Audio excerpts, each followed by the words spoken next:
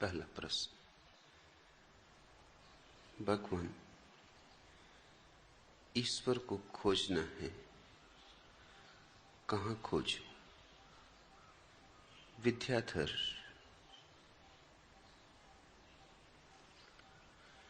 ईश्वर की खोज की बात ही गलत है। स्वयं को खोजो, ईश्वर मिलेगा। स्वयं को खोजो, ईश्वर तुम्हें खोजेगा। स्वयं को न खोजा, लाख सिर पष्ट को ईश्वर की तलाश में और कुछ भी मिल जाए, ईश्वर मिलने वाला नहीं। जो स्वयं को ही नहीं जानता, वह अधिकारी नहीं है ईश्वर को जानने का। उसकी कोई पात्रता नहीं। पहले पात्र बनो। आत्म अज्ञान सबसे बड़ी अपात्रता है। वही तो एकमात्र पाप है, और सब पाप तो उसी महापाप की छायाएं। और सारे पापों से लोग लड़ते, क्रोध से लड़ेंगे, काम से लड़ेंगे, लोभ से लड़ेंगे, द्वेष से लड़ेंगे, मद मत्सर से लड़ेंगे, और एक बात भूल ही जाएंगे कि भीतर अंधकार है, और ये सांप बिच्छू उस अंधकार में पलते। भीतर रोशनी चाहिए, प्रकाश चाहिए, आत्मबोध चाहिए। ध्यान की बात पूछो, ईश्वर की चर्चा ही मत उठाओ।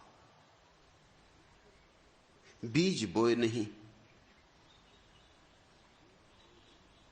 और फूलों की बात करने लगे। कहां से फूल आएंगे? हां, प्लास्टिक के फूल मिल सकते हैं बाजार में, मंदिरों में, मस्जिदों में, गुरुद्वारों में, गिरजों में प्लास्टिक के भगवान हैं। आदमी के गढ़े हुए भगवान हैं, वे मिल सकेंगे। और अगर तुमने ज्यादा मेहनत की, बहुत कल्पना को दौड़ाया, तो तुम्हारी कल्पना में भी धनुर्धारी राम का दर्शन हो जाएगा। सपना है वह, इससे ज्यादा नहीं। कि मोर मुकुट बांधे हुए कृष्ण खड़े हो जाएंगे, वह भी तुम्हारी कल्पना है, इससे ज्यादा नहीं। जब तक तुम जागते नहीं हो भीतर, जब तक तुम भीतर सोए हुए हो, उसी निद्रा को मैं आत्म अज्ञान कह रहा हूं, तब तक तुम जो भी करोगे गलत ही होगा। विद्याधर, ईश्वर को क्यों खोजना है? ईश्वर ने तुम्हारा क्या बिगाड़ा है? और अगर ईश्वर तुमसे छिपना चाहता है, जरूर छिपना चाहता होगा, नहीं तो मिल जाता, खुद ही तुम्हारे द्वार पर दस्तक देता। आखिर ये ताली दोनों तरफ से बजनी है, ये आग दोनों तरफ लगनी है। एक हाथ से ताली नहीं बजती। अगर परमात्मा तुम्हें नहीं खोजना चाहता है और भागा भागा फिरता है, तो तुम कितना ही खोजो, तुम्हारी बिसात कितनी, तुम्हारे हाथ कितने दूर जा सकेंगे? तुम्हारी पहुंच की सीमा है, और वह असीम। वो अपने को छिपा छिपा लेगा।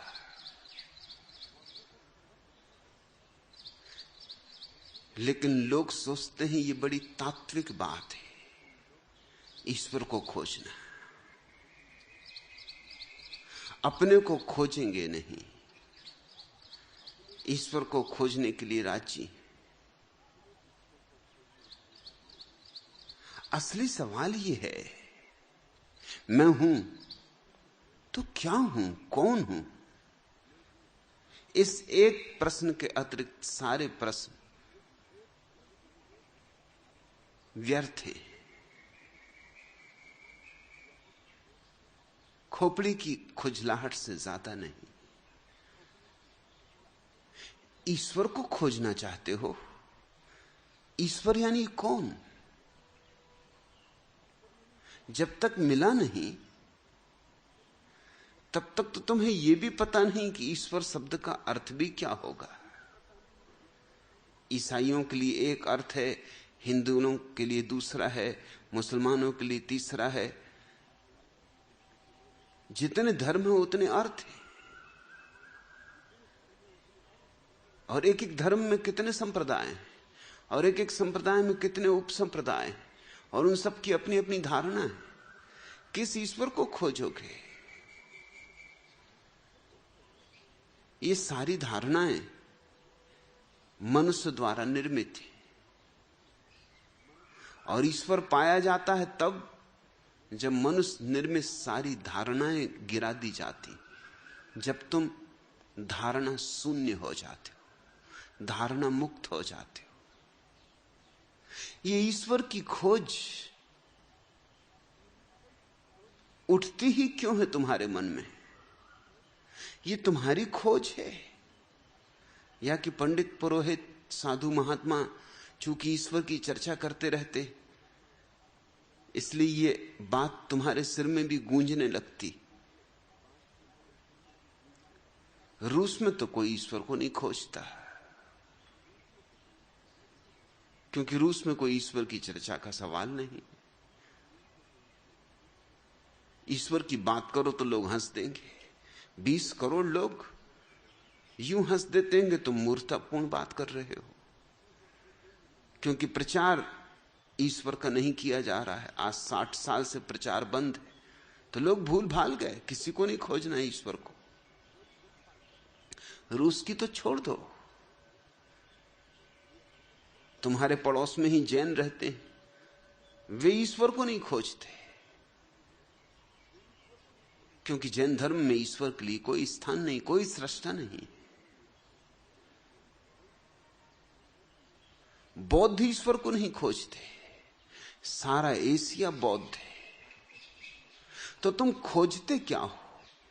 ये खोज तुम्हारी है, ये प्यास तुम्हारी है। जैसे प्यासे को पानी की तलाश होती है, ऐसी ये तलाश है?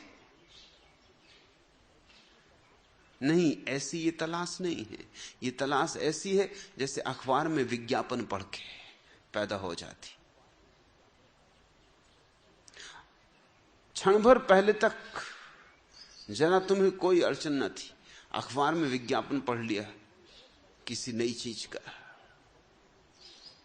जिसकी तुम्हें अभी क्षण भर पहले तक कोई जरूरत नहीं थी।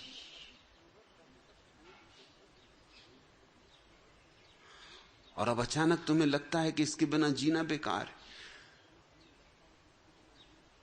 तुम व्यर्थ ही जी रहे हो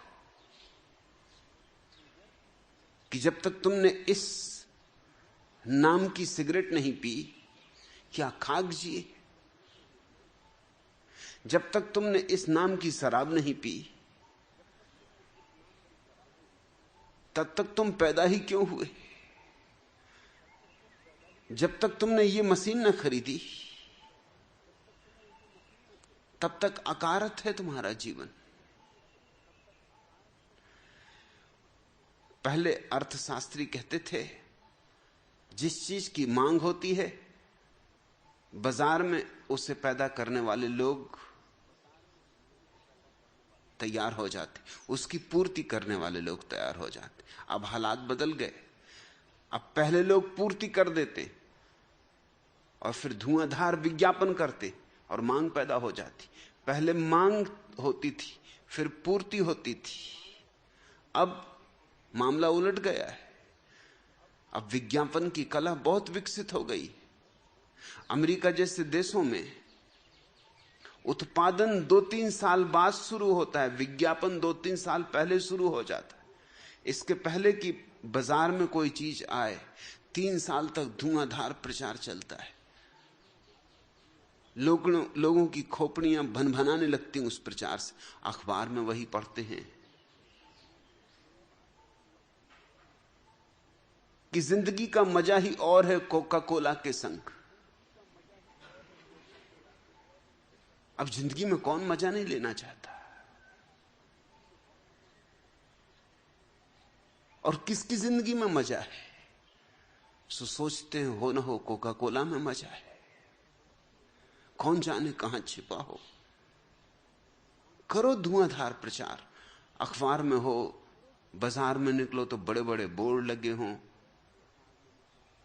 सिनेमा में जाओ तो वहां विज्ञापन, रेडियो पे सुनो तो वहां विज्ञापन, टेलीविजन पे देखो तो वहां विज्ञापन। और जो लोग विज्ञापन तैयार करते हैं ढंग से करते हैं। जो आदमी कोका कोला पी रहा है विज्ञापन में, उसके चेहरे पे ऐसी मुस्कुराहट मालूम होती कि बुद्धों को ईर्ष्या हो, कि महावीर झेप के खड़े हो जाए कि हमने भी अकारत जीवन गंवाया, कोका कोला भी न पिया।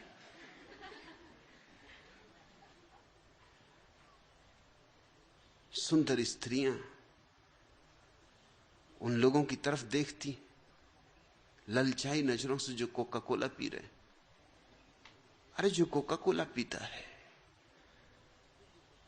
उसके शरीर में खून थोड़ी अमृत बहता है, वो बूढ़ा थोड़ी होता है, वो सदा जवान रहता है। उसमें जवानी की गंध होती, ताजगी होती। हाथ में कोका कोला की बोतल, चेहरे पर मुस्कुराहट, जवानी के रंग ढंग। जहां निकल जाता है वहीं स्त्रियां एकदम उसकी तरफ देखने लगती, लौट लौट के देखती, झुंड बना के खड़ी हो जाती। तुम्हारा भी दिल होता है कि है कुछ राज कोका कोला की बोतल में। ऐसा ही तुम्हारा ईश्वर है। चल रहा है प्रचार सदियों से, तुम्हें ईश्वर से क्या लेना देना? तुमने अभी अपनी तक तलाश नहीं की और तुम परम सत्य को खोजने चले, अपना सत्य देखे बिना। प्रचार है, लेकिन भयंकर प्रचार है और हजारों साल से चल रहा है। हर शास्त्र दोहरा रहा है कि आनंद ही आनंद है जिसने ईश्वर को पा लिया। उसके लिए शाश्वत आनंद है, उसके लिए बैकुंठ के सुख है, मोक्ष का मजा है। और तुम्हारी भी लार टपकने लगती, तुम भी ललचा जाते हो। तुम भी सोचते हो जब इतने महात्मा कहते तो गलत ना कहते होंगे। प्रचार का एक ही परिणाम होता है, लोग सम्मोहित हो जाते। धुआंधार अगर एक ही बात दोहराई जाए बार बार सदियों तक, तो ऐसा कौन होगा ना समझ जो खोजने ना निकल पड़े। नहीं तो तुम्हें ईश्वर की कोई प्यास है?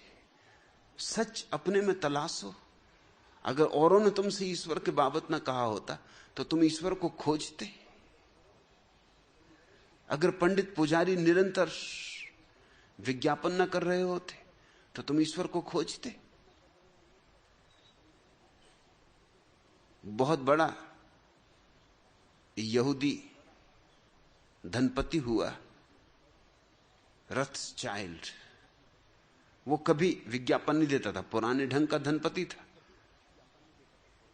नई हवा ना लगी थी। एक विज्ञापन विशेषज्ञ उसके पीछे पड़ा था। वो विज्ञापन मांगने वाले लोगों को धक्के देकर निकलवा देता था अपने दफ्तर से। वो कहता था मेरा काम बिना विज्ञापन के अच्छा चल रहा है। मैं क्यों फिक्र करूं? लेकिन इस विशेषज्ञ ने भी तय कर लिया था कि अगर इस आदमी को विज्ञापन में नहीं उलझाया तो हमारी विशेषज्ञ होने की बात ही बेकार है। वही दिन सुबह सुबह पहुंच गया। ऐसे नहीं पहुंचा जैसे कि विज्ञापन लेने गया हो, ऐसे पहुंचा कि जैसे किसी और काम से आया है। दफ्तर में नहीं गया, घर गया। रथचाइल्ड बगीचे में टहल रहा था, वो अंदर गया, उसके फूलों की प्रशंसा की, उसके बगीचे की प्रशंसा की। रथचाइल्ड भी उत्सुक हो गया, उसे साथ लेकर अपना बगीचा दिखाया। ये भूल ही गया कि आदमी कौन है। पूछा कैसे आया? उसने कहा आपके पड़ोस में नया नया आया हूं, सोचा आपसे परिचय कर लूं। और इससे शुभ घड़ी क्या होगी, सुबह सुबह आप बगीचे में थे तो मैं चला आया। पूछा काम क्या करते? तो उसने कहा कि विज्ञापन विशेषज्ञ हूं। रथचाइल्ड थोड़ा चौंका, लेकिन अब देर हो चुकी थी और ये कोई वक्त भी नहीं था इसे धक्के देकर निकलवाने का। ये विज्ञापन लेने आया भी नहीं था। तो उसने पूछा रथचाइल्ड ने कि ये विज्ञापन मांगने वाले मेरे पीछे पड़े रहते हैं, इसमें कुछ सार है कि बकवास? क्योंकि मैं तो बिना विज्ञापन के खूब कमाया हूं, क्या जरूरत? आप तो विशेषज्ञ हैं, आप क्या कहते हैं, आपकी क्या राय? तभी पास की पहाड़ी पर खड़े हुए चर्च की घंटियां बजने लगी। उस विज्ञापन विशेषज्ञ ने कहा कि सुनिए, ये चर्च कितना पुराना है? रथचाइल्ड ने कहा होगा कम से कम 150 वर्ष पुराना। उस विज्ञापन विशेषज्ञ ने कहा लेकिन अभी भी रोज घंटी बजाता है कि लोग भूल ना जाएं।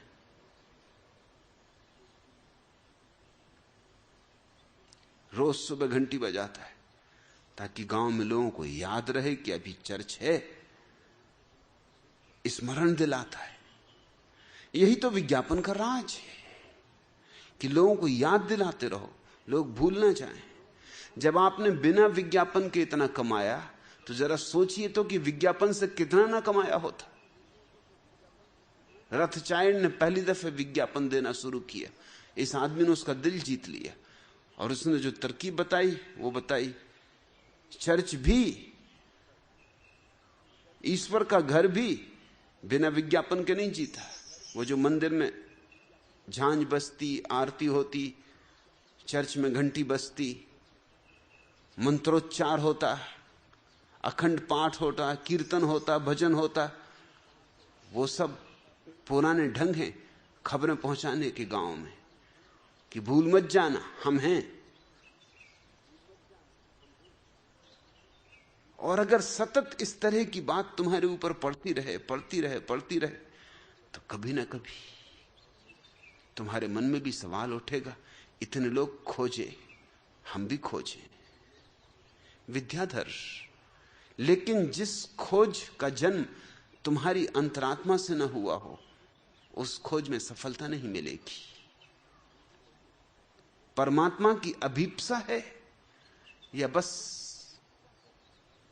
एक उधार आकांक्षा पैदा हो गई? लोग नकलची और लोग खोज रहे हैं तो हमें भी खोजना चाहिए। परमात्मा इस तरह नहीं खोजा जा सकता। मेरा सुझाव तो है तुम परमात्मा की फिक्र ही छोड़ो। परमात्मा से क्या तुम्हें लेना देना, तुम अपनी तो फिक्र कर लो। और एक बात जरूर मैं तुमसे कहता हूं, जिन्होंने अपनी फिक्र कर ली, जिन्होंने अपने भीतर का घर सजा लिया, वो मेहमान अपने आप आ जाता है। तुम तैयार हो जाओ, वह तुम्हें खोजता आएगा, आना ही चाहिए, अपरिहार्य है, अनिवार्य है। तुम पात्र हो जाओ और परमात्मा उस पात्र में न बरसे, ये कैसे हो सकता है? ये तो शाश्वत नियम के विपरीत हो जाएगी बात। जो भी जिस बात के लिए पात्र है उसे मिलती ही है। वह इस जगत में तुम जिस बात के योग्य हो उसका मिलना सुनिश्चित है। यह जगत बहुत न्यायपूर्ण है। आदमी ने एक व्यवस्था बना ली है समाज की जो अन्यायपूर्ण, लेकिन परमात्मा आदमी की व्यवस्था के भीतर नहीं। परमात्मा का तो अर्थ ही होता है शाश्वत नियम, रित, ताओ, धर्म। तुम तैयार हो जाओ, तुम जरा भीतर से कूड़ा करकट साफ करो, तुम कोमल बनो, निर्मल बनो, तुम निर्दोष हो जाओ। तुम्हारे भीतर जगह भी तो हो, तुम्हारा सिंहासन खाली भी तो हो। आ जाएगा परमात्मा तो बिठाओगे कहां?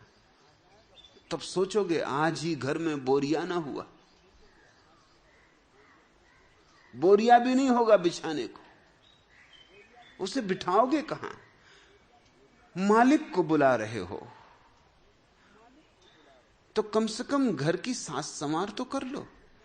साधारण मेहमान भी घर में आते हैं तो हम तैयारी करते हैं, सफाई करते हैं, रंग रोगन करते हैं। परमात्मा को निमंत्रण देना चाहते हो, उसके पहले अपने भीतर इतना आकाश तो पैदा कर लो कि वो विराट समा सके। अनंत को बुलाते हो, कम से कम शांत तो हो जाओ, मौन तो हो जाओ। सत्य को बुलाते हो, कम से कम झूठ का कचरा तो हटा दो। प्रकाश को बुलाते हो और अंधेरे से भावरें पाड़ रखी, अंधेरे के साथ विवाह रचाया हुआ है। अंधेरे में जी रहे हो, अंधेरे में तुम्हारा सारा न्यस्त स्वार्थ जुड़ा हुआ है।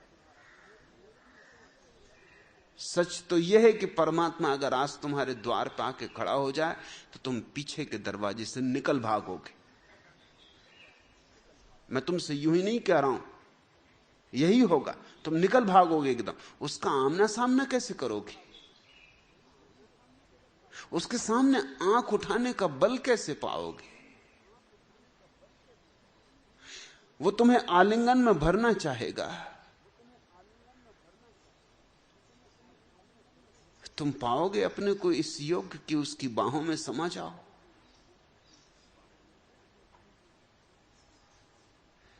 इसलिए मैं ईश्वर की खोज के लिए बहुत मूल्य नहीं देता। मैं तो ठीक जगह से खोज शुरू करना चाहता हूं। पूछो कि मैं कौन हूं, इसे कैसे जानूं? लेकिन पंडित पुजारियों को इसमें उत्सुकता नहीं, क्योंकि मैं कौन हूं इसमें न तो पूजा पैदा होगी, न सत्यनारायण की कथा पैदा होगी, न रामायण पैदा होगी, न मंदिर बन सकता है इसके आसपास, न मस्जिद खड़ी हो सकती, न कुरान, न गीता, न बाइबल, कुछ नहीं। मैं कौन हूं ये सीधा साधा अस्तित्वगत प्रश्न है। तुम खुद ही निपटाओगे तो निपटेगा, किसी दूसरे का मध्यस्थ बनने का भी उपाय नहीं। हां, ईश्वर को खोजना है तो तुम्हें पंडित के पास जाना ही पड़ेगा, उससे व्याख्या पूछनी पड़ेगी, ईश्वर के लक्षण पूछने पड़ेंगे, ईश्वर तक जाने का मार्ग पूछना पड़ेगा। कैसा है ईश्वर, कहां है ईश्वर? विद्याधर, मैं कोई पंडित नहीं हूं, कोई पुरोहित नहीं हूं। मैं तुम्हें पूजा उपासना सिखाने के लिए नहीं हूं। तुम ये प्रश्न और जगह भी पूछते रहे होगे। हां, तुम शंकराचार्य से पूछोगे पुरी के तो जरूर उत्तर मिलेगा, क्योंकि शंकराचार्य का और उपयोग क्या है? ईश्वर को जितना अगम्य बता सकें, जितना दुर्गम बता सकें, जितना दूर बता सके और जितने लंबे रास्ते की चर्चा कर सके, उतना ही उनके लिए उपयोगी। न तुम उतने लंबे रास्ते पर कभी जाओगे, और मजा यह है कि ईश्वर दूर नहीं है, पास से भी पास है। तुम्हारे हृदय की धड़कन में धड़क रहा है, तुम्हारी श्वासों में प्रवाहित है, मगर तुम अपने से अपरिचित हो, इसलिए उससे अपरिचित हो। किसी मध्यस्थी की कोई आवश्यकता नहीं। लेकिन लोग पूछते हैं इस तरह के प्रश्न और सोचते हैं ये प्रश्न तात्विक। ये प्रश्न तात्विक नहीं, ये प्रश्न थोथे, अतात्विक।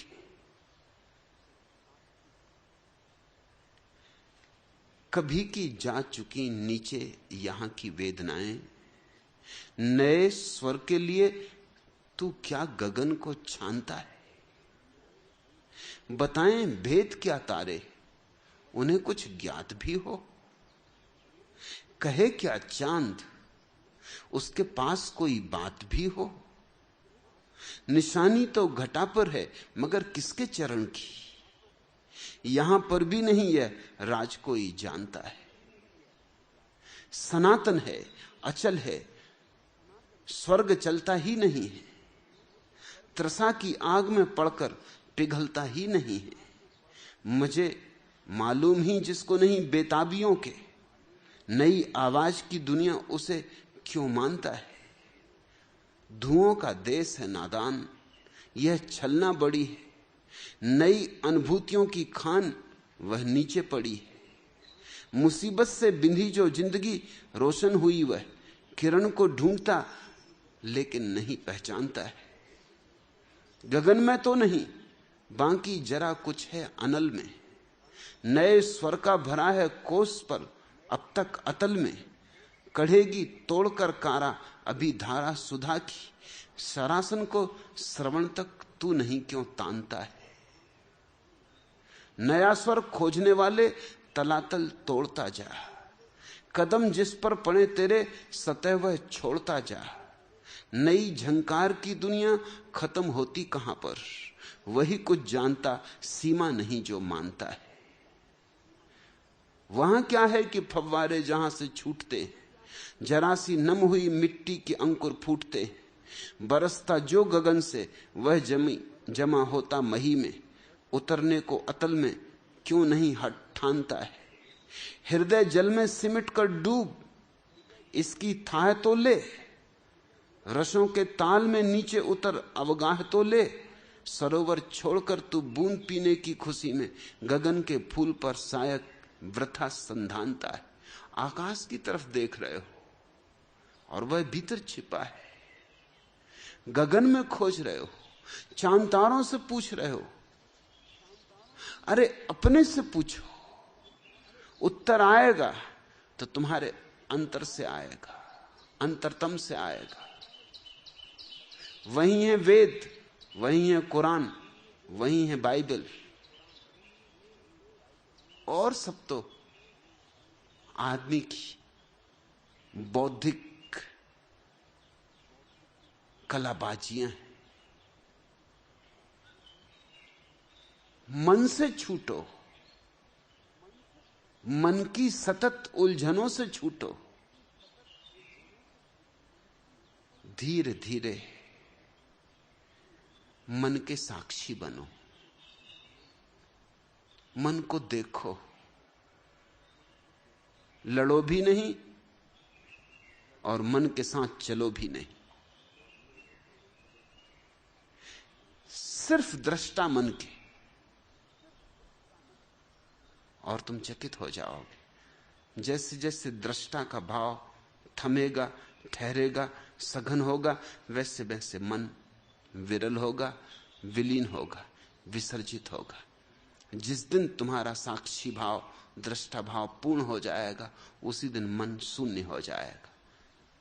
बस मन शून्य हुआ, साक्षी पूर्ण हुआ कि तुम आ गए मंदिर के द्वार पर, तुम आ गए परमात्मा के द्वार पर। वही तुम्हें पुकार दे देगा, वही तुम्हें आलिंगन में ले लेगा। मत खोजो उसे, सिर्फ पात्र बनो। खोजेगी बुद्धि, पात्र बनना होगा हृदय से। ये दोनों अलग अलग बातें। खोजना तो बुद्धि का धंधा है, इसलिए बुद्धि विज्ञान में ठीक है, विज्ञान में खोज चलती। हृदय खोजता नहीं, हृदय स्त्रीण है। प्रतीक्षा करता है, प्रार्थना करता है। बुद्धि आक्रामक है, करीब करीब बलात्कारी है।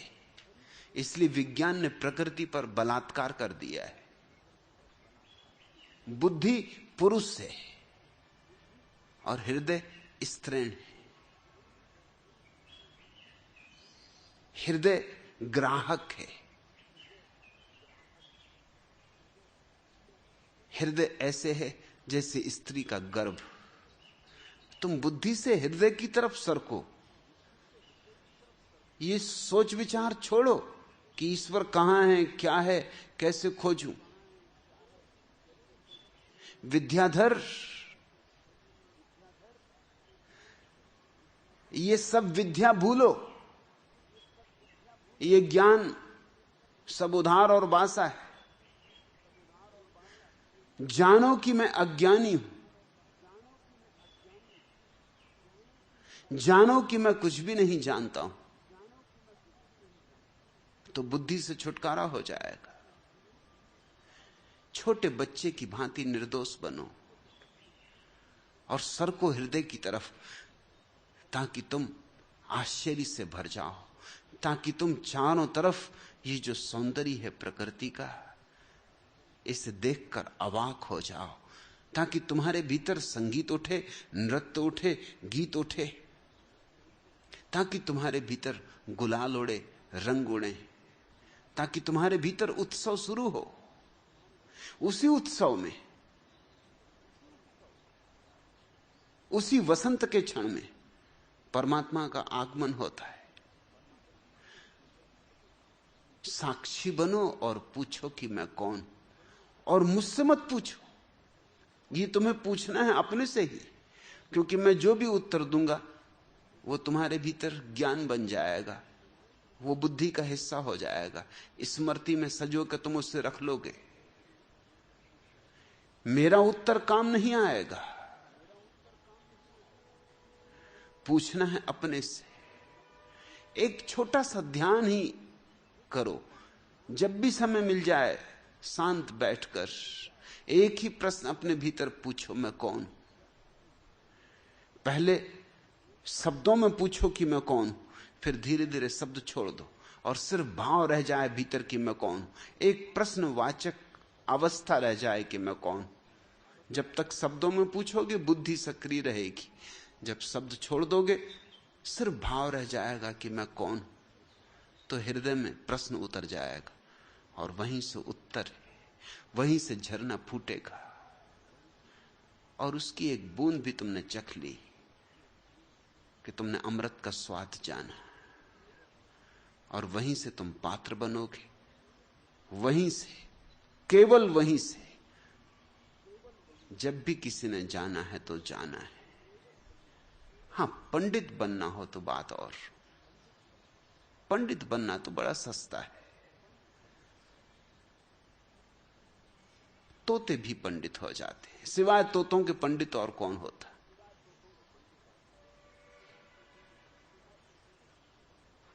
पांडित्य से बचो। विद्याधर, तुम्हारा नाम खतरनाक है। अपने अज्ञान को स्मरण करो, कहीं इस नाम में भरोसा ना कर लेना। नाम बड़े धोखे दे रहे हैं।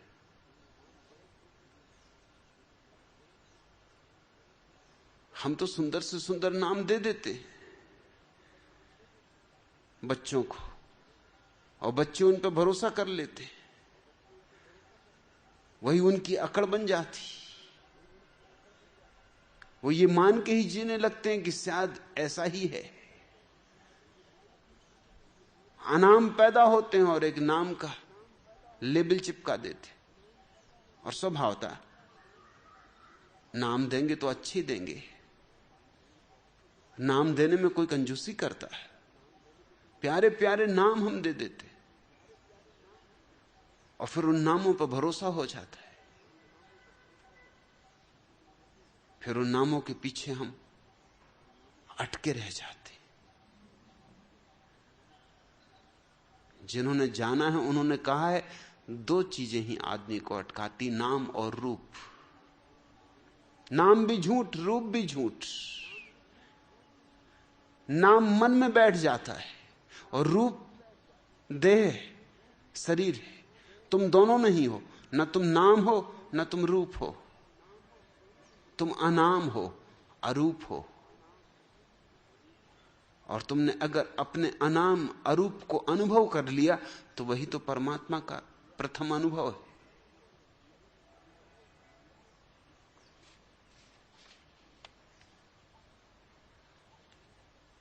दूसरा प्रश्न, भगवान आप कहते हैं सन्यासी को सृजनात्मक होना चाहिए, सो मैंने काव्य सृजन शुरू कर दिया है, मगर कोई मेरी कविताएं सुनने को राजी नहीं। आपका आशीष चाहिए। सीता, मैया यह तो खतरनाक काम शुरू किया।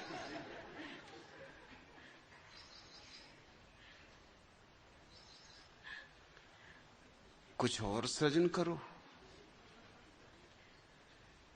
कुछ सृजन ऐसा करो कि जिसमें दूसरों पर हमला ना हो। ये कविता में तो आक्रमण है, क्योंकि कविता का सृजन किया तो अब श्रोता चाहिए, मगर श्रोता को भी तो बेचारे को आत्मरक्षा का अधिकार।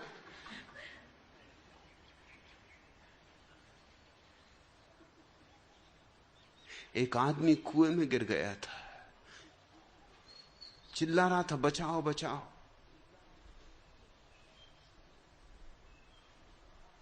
और एक आदमी घाट पर ही खड़ा था कुएं का, नीचे झांक के देख रहा था, कुछ बोल नहीं रहा था। एक दूसरा आदमी आया, उसने कहा कि खड़े देख क्या रहे हो? अरे वो मर रहा है आदमी, उसको बचाते नहीं। उसने कहा वो खुद ही कूदा है। तो दूसरे ने पूछा कूदा क्यों? उसने कहा कि मैं कवि हूं, मैं उसको अपनी कविता सुना रहा था। वो एकदम कूद गया कुएं में, अब चिल्ला रहा बचाओ बचाओ।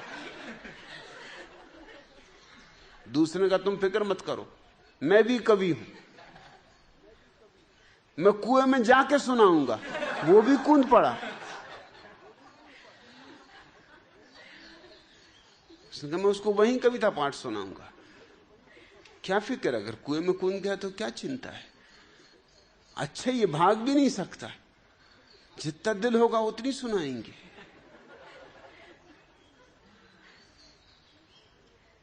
मैंने तो सुना है एक गांव में इतने कवि हो गए कि हालत बदलनी पड़ी। मतलब श्रोताओं को बिठाना पड़ा मंच पर।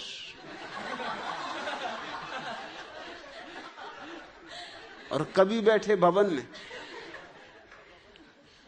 और श्रोताओं को साल भेंट करनी पड़ी, और गजरे पहनाने पड़े, और 21-21 रुपया। अरे फूल नहीं तो पखुरी भेंट में देना पड़ी। और फिर भी द्वार दरवाजे बंद करके पहलवानों को खड़ा रखना पड़ा।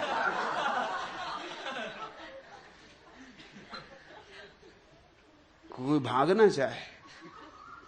फिर डट के चला कवि सम्मेलन।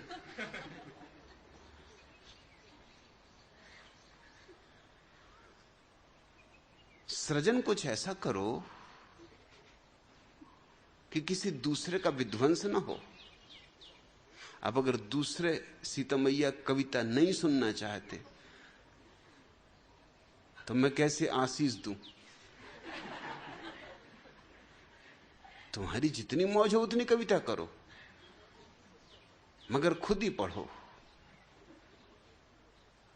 खुद ही गुनगुना लिए एकांत में, खुद ही अपनी पीठ थपथपा लिए।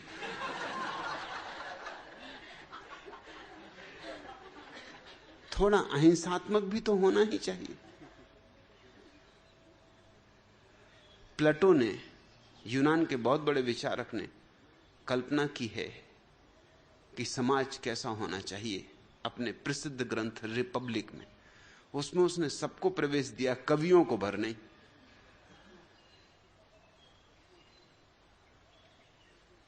पहले जब मैंने ये बात पढ़ी तो मैंने कहा ये तो बात ठीक नहीं हुई। क्यों कवियों के साथ ये विरोध? लेकिन फिर जब कवियों को मैंने सुना तो मजबूरन मुझे प्लेटो से राजी होना पड़ा। मैंने कहा कि उसने बात पते की कही।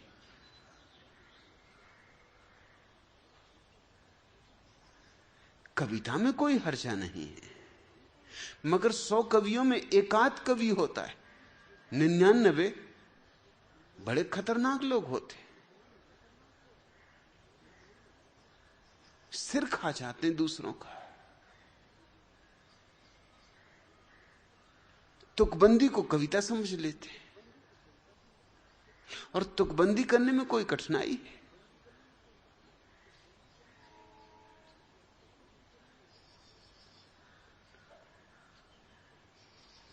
एक कवि के घर में एक चोर घुस गया रात। कवि ने तो चोर को पकड़ लिया, कहा कि बैठो। अब आ ही गए तो सुन के ही जाना पड़ेगा। चोर ने कहा भैया हाथ जोड़ते, मुझे जाने दो, मुझे दूसरे भी काम करने हैं, और मैं गलती से आ गया, अब कभी नहीं आऊंगा। मुझे क्या पता कि यहां कवि रहता है? वैसे भी कवियों के घर में रखा क्या है?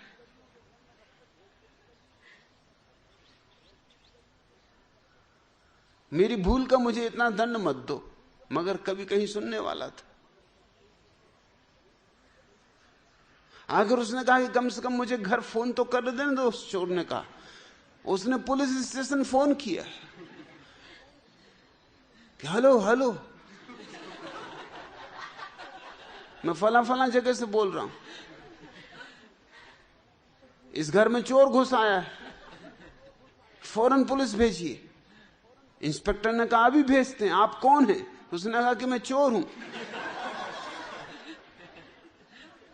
इंस्पेक्टर हैरान हुआ। उसने कहा ये पहला मौका है जीवन में कि चोर फोन कर रहा। अरे उसने कहा ये मौका भी पहला है कि कभी के घर में फंस गया हूं, इससे तो हवालात बेहतर। ये रात भर में मार ही डालेगा। इसने तो इतनी बड़ी पोथी खोल ली है, द्वार दरवाजे बंद कर दिए। बहुत हाथ पैर जोड़े, गिड़गिड़ाया, तो कवि ने कहा अच्छी बात है जा। उसने कहा कभी आऊंगा फुर्सत में, सुन लूंगा आपकी, मगर अभी मेरे धंधे का समय। मगर उसने कहा कुछ तो लेता जा। कवि ने कहा कुछ लेता जा, घर पढ़ लेना। तो उसने पूछा क्या क्या है इसमें? तो उसने कहा खंड काव्य है, महाकाव्य है, तुक्तक है, मुक्तक है। उसने कहा तुम मुक्तक ही दे दो।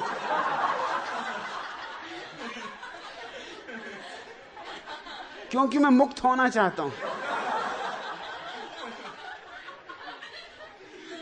सीतम भैया, वो तो मैं ठीक कहा हूं कि सन्यासी को सृजनात्मक होना चाहिए। जो भी करो उससे इतने प्रेम से करो, इतने आह्लाद से करो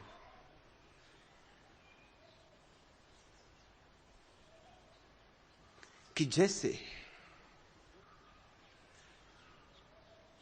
सारा जीवन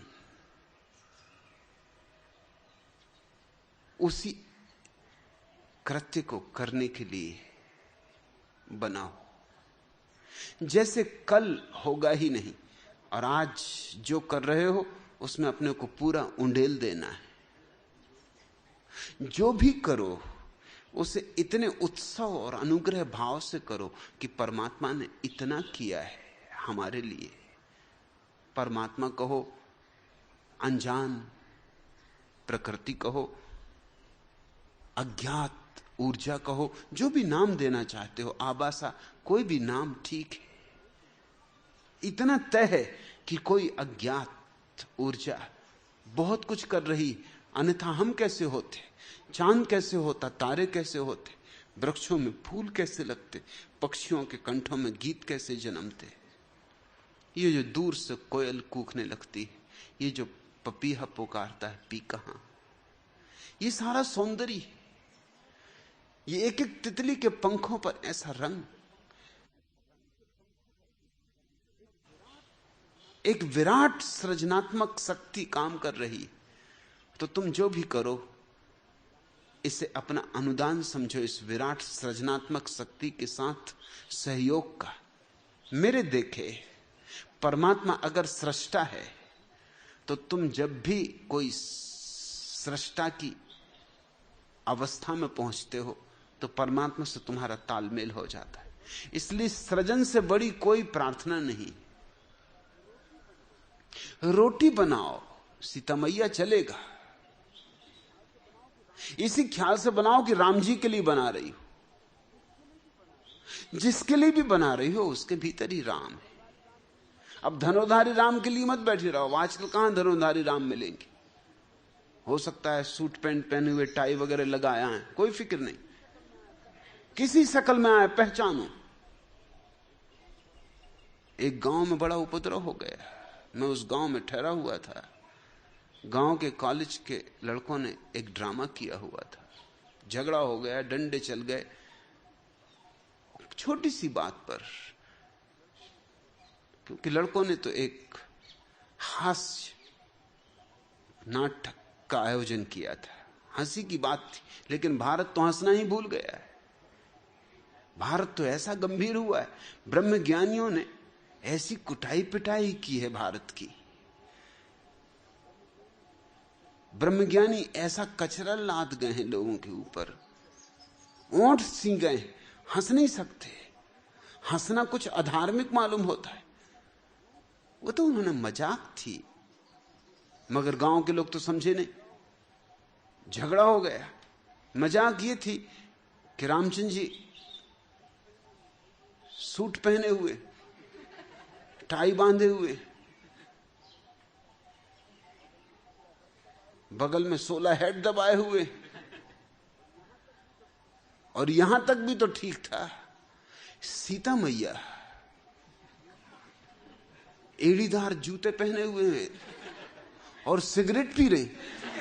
बस गांव ने कहा कि हद हो गई, सीता मैया और सिगरेट पी रही, मारो इनको। पर्दे फाड़ दिए, पिटाई कुटाई हो गई, सीता मैया की पिटाई हो गई। रामचंद्र जी की छीन ली टाई और कहा कि शर्म नहीं आती। धनुर्धारी राम होते वो ही सज्जन, तो यही उनके पैर छूते। गांव में जहां भी रामलीला होती, जो भी राम बन जाए, गांव के लफंगे से लफंगा आदमी राम बन जाए, और लफंगों के सिवा और कौन बनता? किसको पड़ी फुर्सत, किसको समय? तो लोग पैर छूते हैं, चढ़ोतरी चढ़ाते हैं, पूजा करते हैं, आरती उतारते, और जानते हैं भली बात कि गांव का लफंगा यही उपद्रव कल करेगा, और कल कर रहा था उपद्रव। अभी रामचंद्र जी बना हुआ बैठा है रथ में, शोभा यात्रा निकल रही, बारात जा रही जनकपुरी। भली भांति लोग जानते हैं कि सीता मैया मैया मैया ही नहीं है, ये भी गांव का एक छोकरा बना बैठा है, मगर उनकी भी पूजा चल रही है। मगर वहां लोग गुस्से में आ गए, दंगा फसाद हो गया, छोटी सी बात पर। और ज्ञानी तुमसे कहते रहे कि सब में राम देखो, तो टाई बांधे हुए राम में कोई अड़चन है? टाई क्या राम को खत्म कर देगी? टाई का इतना बल, ये निर्बल के बलराम, टाई ने मारा, टाई ने बिगाड़ा। अरे सीता मैया ने पी ली सिगरेट, तो पी ली, थोड़ा निकोटिन चला गया भीतर तो क्या बिगड़ता है? कोई टिका थोड़ी रहता है, 24 घंटे में शरीर के बाहर हो जाता है, इतनी क्या अड़चन? मगर अड़चन हो गई, और एड़ी दार जूते, उस पर बहुत ऐतराज हो गया। कि कैसी सीता मैया।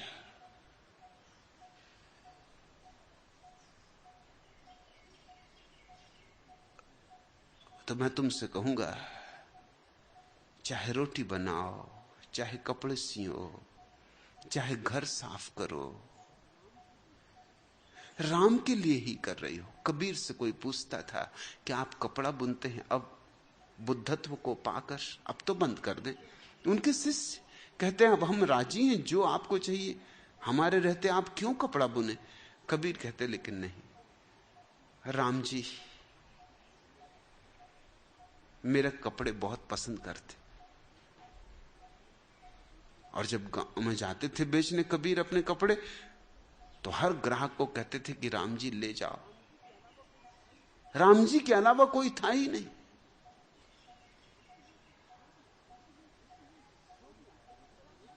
जो भी आया वही राम है, राम ही है और तो कुछ है नहीं। मुझे तो कबीर की इस बात में ज्यादा अर्थ, गरिमा और गौरव मालूम होता है, बजाय तुलसीदास की इस घटना में कि उनको जब कृष्ण के मंदिर में ले जाया गया तो नाभादास ने अपने संस्मरणों में लिखा है कि तुलसीदास कृष्ण के मंदिर में झुके नहीं। कृष्ण को कैसे झुके, राम के भक्त। और यही तुलसीदास कहते हैं कि सारे जग में मैंने सीताराम को ही देखा, सिया राम में सब जग जानी, और भूल गए वहां सब में देख लिया। कविता ही कर रहे हैं मालूम होता है, तुकबंदी बिठा रहे हैं मालूम होता है, कृष्ण में नहीं देख सके।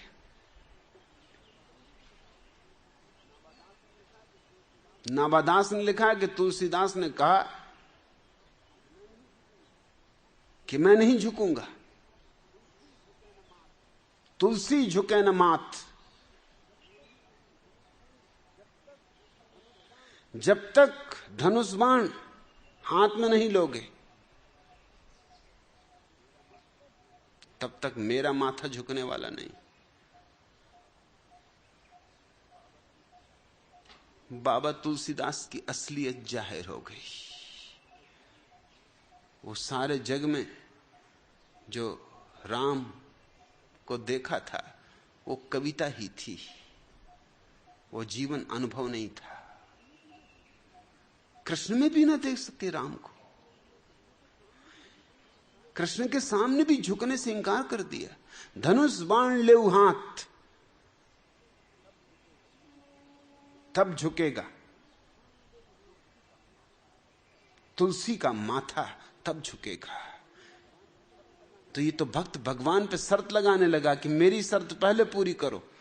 ये झुकना भी बेशर्त ना रहा, ये समर्पण भी सशर्त हो गया, और सशर्त समर्पण मर गया, आत्महत्या हो गई उसकी, गले में फांसी लगा के मर गया। सशर्त कोई समर्पण होता है कि मैं ऐसा करूंगा कि मैं वैसा करूंगा, तो समर्पण तो बेशर्त होता है। समर्पण तो कहता है जो तेरी मर्जी, अगर तेरी आज मर्जी ऐसी है कि मोर मुकुट बांध के खड़ा है तो चल, हम तुझे ऐसे में भी देखेंगे। ये तो कबीर ज्यादा ठीक काम कर रहे हैं। आम ग्राहक जो खरीदने चला आया सामान, उससे कह रहे हैं राम जी ले जाओ, बहुत मेहनत से बुना है, यूं ही नहीं बुना है, बहुत प्रेम से बुना है। भीनी भीनी बीनी रे चदरिया, राम रस में डुबा डुबा के रंगा है, मस्ती में बुना है, गा गा के बुना है। गुनगुनाते थे और बुनते थे, डोलते थे और बुनते थे। निश्चित ही उनका खुमार, उनके भीतर की शराब फैल जाती होगी ताने बानों पर, जरूर कुछ ना कुछ छाप रह जाती होगी। और कहते थे कि इतनी मेहनत से बुना है, इतना मजबूत बुना है कि फाड़ना भी चाहोगे तो भी वर्षों लग जाएंगे। ले ही जाओ। तो वो कहते कि राम जी आएंगे बाजार में, खोजेंगे कि कबीर आया कि नहीं, और मुझे नहीं पाएंगे तो बड़े उदास होंगे। जीवन के अंतिम घड़ी तक कपड़े बुनते रहे। इसे मैं सृजनात्मकता कहता हूं। सृजनात्मकता से ये भ्रांति होती कि या तो मूर्ति बनाओ, या कविता करो, या पेंटिंग बनाओ। इस तरह की 2-3 चीजों से लोग सृजनात्मकता का अर्थ लेते। सृजनात्मकता का इतना ही अर्थ नहीं होता। यहां आश्रम में लोग आते हैं तो उनको जो सबसे ज्यादा बात छूती है, वो छूती है आश्रम में आनंद मग्न काम करने वाले लोग। चाहे वो संडास साफ कर रहे हो, क्योंकि यहां तो कोई नौकर नहीं है, एक भी नौकर नहीं है। नौकर की बात ही अमानवीय है। यहां तो सारा काम सन्यासी कर रहे हैं, और इसमें कोई भेदभाव ही नहीं। जो पाखाने साफ कर रहा है उसमें, और जो दफ्तर में बैठ के ध्यान विश्वविद्यालय का कुलपति है उसमें कोई भेद नहीं। वैसे भी भेद नहीं है।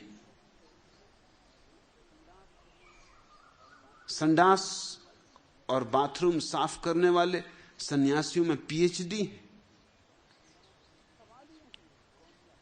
सवाल ही नहीं है कि कौन क्या कर रहा है। एक पीएचडी आश्रम की गाड़ियों को चलाते, ड्राइव करते। एक पीएचडी आश्रम के बगीचे में सब्जी उगाते। सृजनात्मकता का अर्थ इतना ही नहीं कि कविता करो, जो भी करो वो तुम्हारा ध्यान हो, मौज हो, मस्ती हो। फर्श साफ करो तो ऐसे जैसे परमात्मा के लिए किया जा रहा है। इसलिए आश्रम में तुम्हें एक ताजगी मिलेगी, एक सुवास मिलेगी, एक स्वच्छता मिलेगी, एक अलग गंध मिलेगी। और वो गंध है सृजनात्मकता की। जो भी जिस काम में लगा है उसमें ऐसे तल्लीन है कि वही पूजा है, वही प्रार्थना है। सीता मैया कविता करो, कोई हर्जा नहीं, कविता में कुछ बुराई नहीं है, मगर खतरा एक ही कि कविता काम की तो बहुत कम होती, और फिर कविता बन गई तो स्वभावतः ख्याल उठता कि कोई सुने। कोई सुने ही ना तो कविता में सार क्या, कोई प्रशंसा करे, फिर मुसीबत शुरू होती। अगर ये स्वांतः सुखाय हो तो ठीक, नहीं तो खतरा है। महान कवि डब्बू जी एक बार बीमार हो गए। बीमारी कुछ ऐसी कि डॉक्टरों की समझ में ना आए। अंततः हार कर उन्होंने डब्बू जी से ही पूछा कि आप ही बताइए, हम सब तो इस बीमारी को समझने में असमर्थ सिद्ध हो गए, आपने हमें हरा दिया, आप ही बताएं कि इस बीमारी की मूल जड़ क्या है। अरे आप तो महाकवि, आप तो बड़ी गहरी बातें खोज लाते, जरा अपनी बीमारी के बाबत भी कुछ बताएं। क्या आपको कोई मानसिक यातना सता रही है, कोई तनाव है, बात क्या है? डब्बू जी बोले बीमार ना हूं तो और क्या हो। अरे पिछले 3 सप्ताह से एक भी श्रोता नहीं मिला। सो कविताएं भीतर उबल रही, श्रोता चाहिए। अब डॉक्टरों की खोपड़ी में कुछ सूझा। उन्होंने एक बहरे आदमी को 10 रुपए देकर राजी किया कि वह आज रात भर इस तरह से डब्बू जी की कविताएं सुनता रहे जैसे कि बहुत मजा आ रहा है। यही एकमात्र उपाय है डब्बू जी को मृत्यु से बचाने का। बहरा राजी हो गया। जब दूसरे दिन सुबह सुबह डॉक्टर आया देखने के लिए तो कि माजरा क्या है, तो उसके आश्चर्य का ठिकाना ना रहा। डब्बू जी तो एकदम स्वस्थ, प्रसन्न, प्रफुल्लित और आनंद विभोर होकर कविता पाठ कर रहे थे, और बेचारा बहरा श्रोता पता नहीं कब का मर चुका था।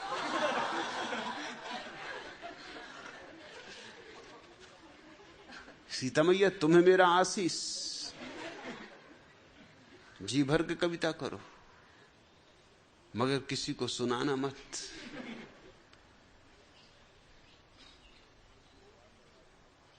एकांत में द्वार दरवाजे बंद करके गुनगुना लेना, मैं सुन लूंगा।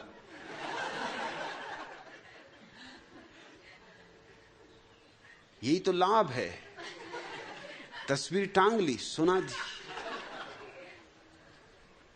नहीं तो लॉकेट तुम्हारे पास है ही, बस लॉकेट को पकड़ा और सुना दी कविता।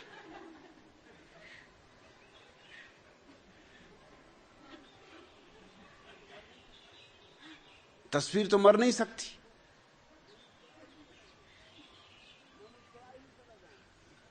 मैं मुस्कुराए ही चला जाऊंगा।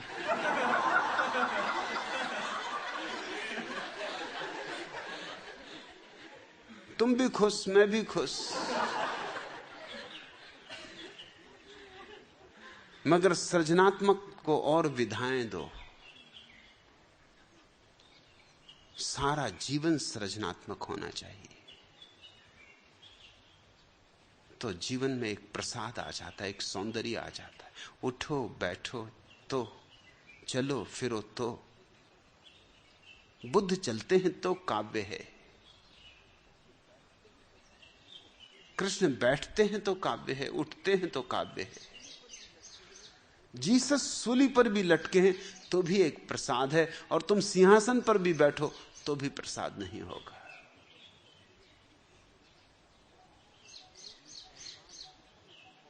और ये सारी बात इसलिए संभव हो पाती है, चमत्कार इसलिए संभव हो पाता है, जब तुम समर्पित हो परमात्मा को, अस्तित्व को, जब तुमने अपने अहंकार को अलग कर लिया। बस सृजनात्मक का अर्थ होता है अपने अहंकार को अलग कर लेना, और परमात्मा जो कराए करना उसके हाथों। बस उसके लिए एक माध्यम बन जाना। आए उसकी हवाएं ले चढ़े उड़ा के तुम्हें एक सूखे पत्ते की भांति तो उड़ना, आए उसकी नदी, आए उसकी बाढ़ ले चले बहा के तुम्हें सागर की तरफ तो बहना। परमात्मा जो कराए करना, सब छोड़ दो अस्तित्व पर, चिंता गल जाएगी, संताप मिट जाएगा। फिर यह भी हो सकता है काव्य उठे, गीत जन्मे, तब उन गीतों में बात और होगी। तब तुम्हें श्रोता नहीं खोजने होंगे, श्रोता तुम्हें खोज लेंगे, क्योंकि तुम्हारे शब्द शब्द में रस होगा। रस परमात्मा का दूसरा नाम, रसो वैसा।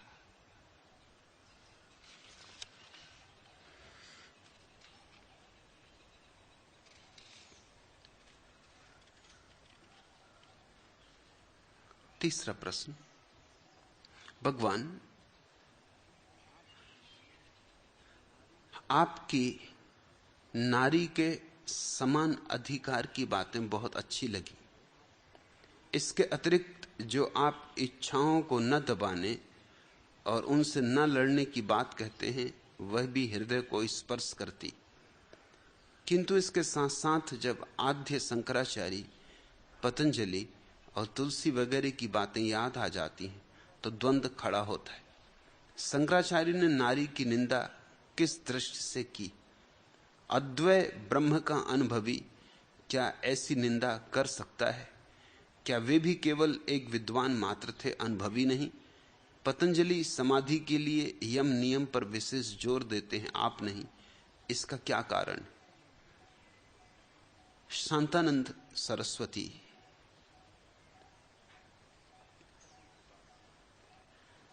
पहली तो बात यह है,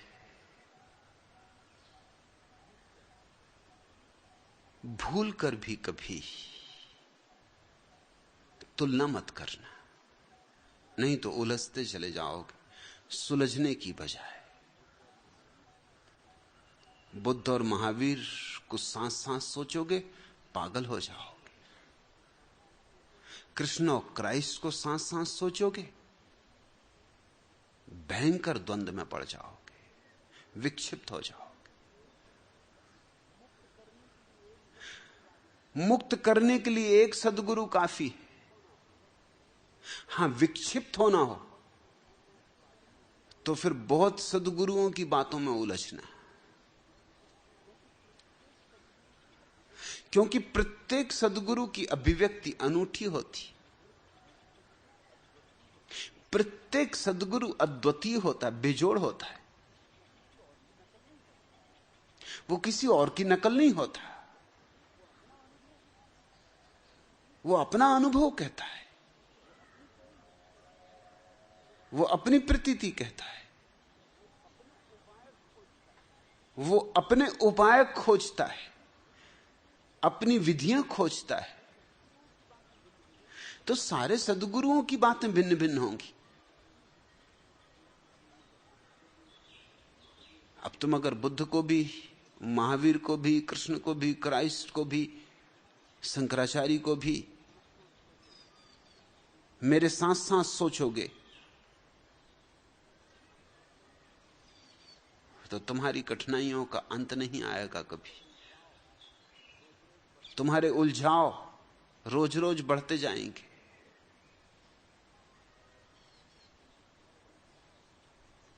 तुम विक्षिप्त हो जाओगे। अभी भी ऐसा हुआ। अद्वैत बोधिसत्व के भाई पढ़े लिखे हैं, होशियार हैं, प्रतिभाशाली हैं। मुझे भी पढ़ते हैं, सुनते हैं। कृष्णमूर्ति को भी पढ़ते हैं और सुनते हैं। अब भारी तनाव में पड़ गए, संन्यास लेना चाहते, लेकिन कृष्णमूर्ति कहते किसी के शिष्य मत बनना, किसी को गुरु मत बनाना। अब बड़ी मुश्किल खड़ी हो गई। कृष्णमूर्ति की माने तो सन्यासी नहीं हो सकते, मेरी माने तो सन्यासी होना है। किसकी माने? और मुश्किल उनकी बढ़ जाती, क्योंकि मैं कहता हूं कृष्णमूर्ति प्रबुद्ध पुरुष है। जो कहते हैं उनकी दृष्टि से ठीक ही कहते।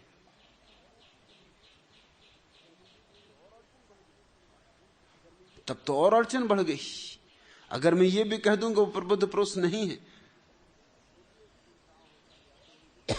तो भी एक सुलझाव हो जाए, या तो मुझे चुन लें या उन्हें चुन लें।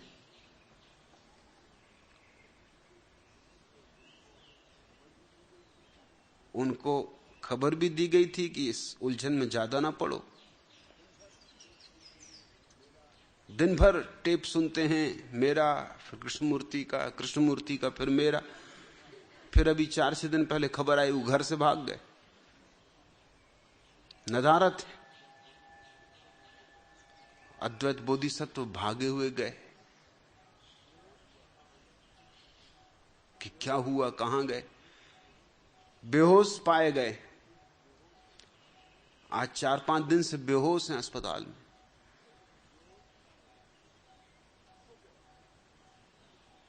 क्या हो गया? सीमा से ज्यादा खिंचाव हो गया। यह घटना घटी 21 तारीख को। आना चाहते थे यहां, और कृष्णमूर्ति खींच रहे होंगे कि कहां जाते हो। सुनना यहां आए, न कृष्णमूर्ति के हुए, घर छोड़ छाड़ के भाग गए कि अब किस तरह इस झंझट से बचो। फिर क्या हुआ ये तो जब वो होश में आए तो पता चले कि क्या मुसीबत हुई। बेहोश हुए, कहां पाए गए, किस तरह लाए गए, ये सारी कथा तो पीछे हो। अभी तो डॉक्टर कहते हैं कि उनको जितनी देर बेहोश रहें अच्छा है, सोने दो। जितनी देर नींद में गुजर जाए उतना बेहतर है, ताकि मस्तिष्क वापस थोड़ा शांत हो जाए। तो पहली तो बात तुमसे कहना चाहता हूं शांतानंद, तुलना मत करना, नहीं तो द्वंद्व में पड़ोगे। प्रत्येक सद्गुरु अपने समय के लिए बोलता है। समय रोज बदल जाता है, समय के अनुसार समस्याएं बदल जाती। प्रत्येक सद्गुरु अपने शिष्यों के लिए बोलता है, सारे जगत के लिए भी नहीं, क्योंकि सारा जगत तो उसे मिलता नहीं सुनने को। जो उसके पास होते हैं उनके लिए बोलता है, उनकी जरूरतों की पूर्ति करता है, उनकी बीमारियों की फिक्र लेता है। अब जैसे पतंजलि ने यम नियम पर जोर दिया, मैं नहीं देता, कारण है। पतंजलि जिस समाज में पैदा हुए आज से 5000 साल पहले, वो अत्यंत भोगी समाज था, निपट भोगी समाज था। धर्म भी धर्म नहीं था, वो भी भोग की ही आकांक्षा का विस्तार था।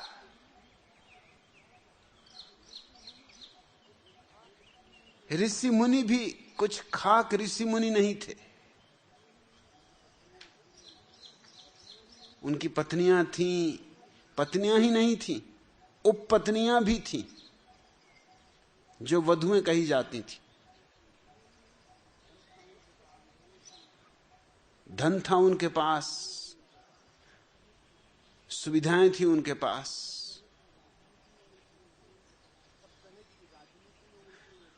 सब तरह की राजनीति में उलझे हुए लोग थे। कहने को ऋषि मुनि थे, मगर सब तरह की राजनीति में उलझे हुए लोग थे।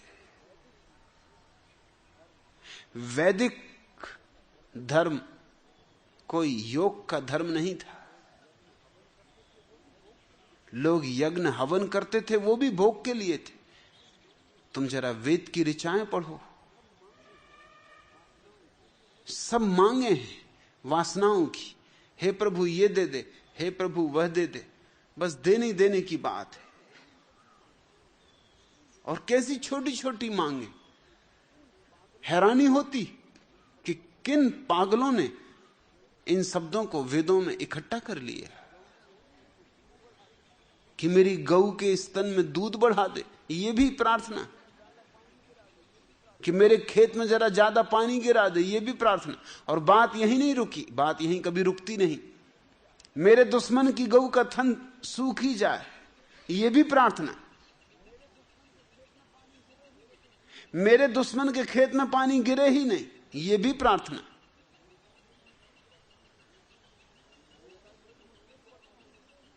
इंद्र देवता भी बड़ी मुश्किल में पड़ते होंगे। कभी एक के खेत में पानी गिराओ, पड़ोसी के खेत में पानी नहीं गिराओ, क्योंकि दुश्मन अक्सर पड़ोसी होता है। दुश्मन होने के लिए पहले पड़ोसी होना जरूरी। तुम दुश्मन खोजने कोई बहुत दूर थोड़ी जाओगे कि रहोगे हिंदुस्तान में और दुश्मन होगा चीन में। दुश्मन तुम्हारा पड़ोस में होगा, वो जो रेडियो जोर से बजाएगा और जिसके लड़के चीर पुकार मचाएंगे, गिल्ली डंडा खेलेंगे, तुम्हारे घर की खिड़कियों के कांच फोड़ेंगे। दुश्मन कौन होगा? दुश्मन यानी पड़ोसी। और दुश्मन के खेत में कम, दूसरे गांव में तो हो गई नहीं, इतना तो पक्का ही है। और उन जमानों में न रेलगाड़ी थी, न हवाई जहाज था कि तुम बहुत दूर दूर जाके दुश्मनी करो, कि रहो अमेरिका में गोवा में दुश्मनी करो, ये नहीं हो सकता था।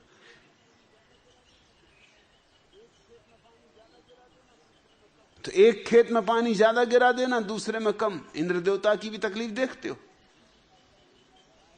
एक की गाय के थन में दूध बढ़ा देना, दूसरे का उड़ा देना, नदारती कर दो। ये कोई प्रार्थनाएं हैं? ये निपट भोगियों के लक्षण हैं। और भोग भी किस निम्न कोटि का। क्रूरता और कठोरता से भरा हुआ। और कितनी कलह, विश्वामित्र और वशिष्ठ में कितनी कलह, कितना झगड़ा झांसा है।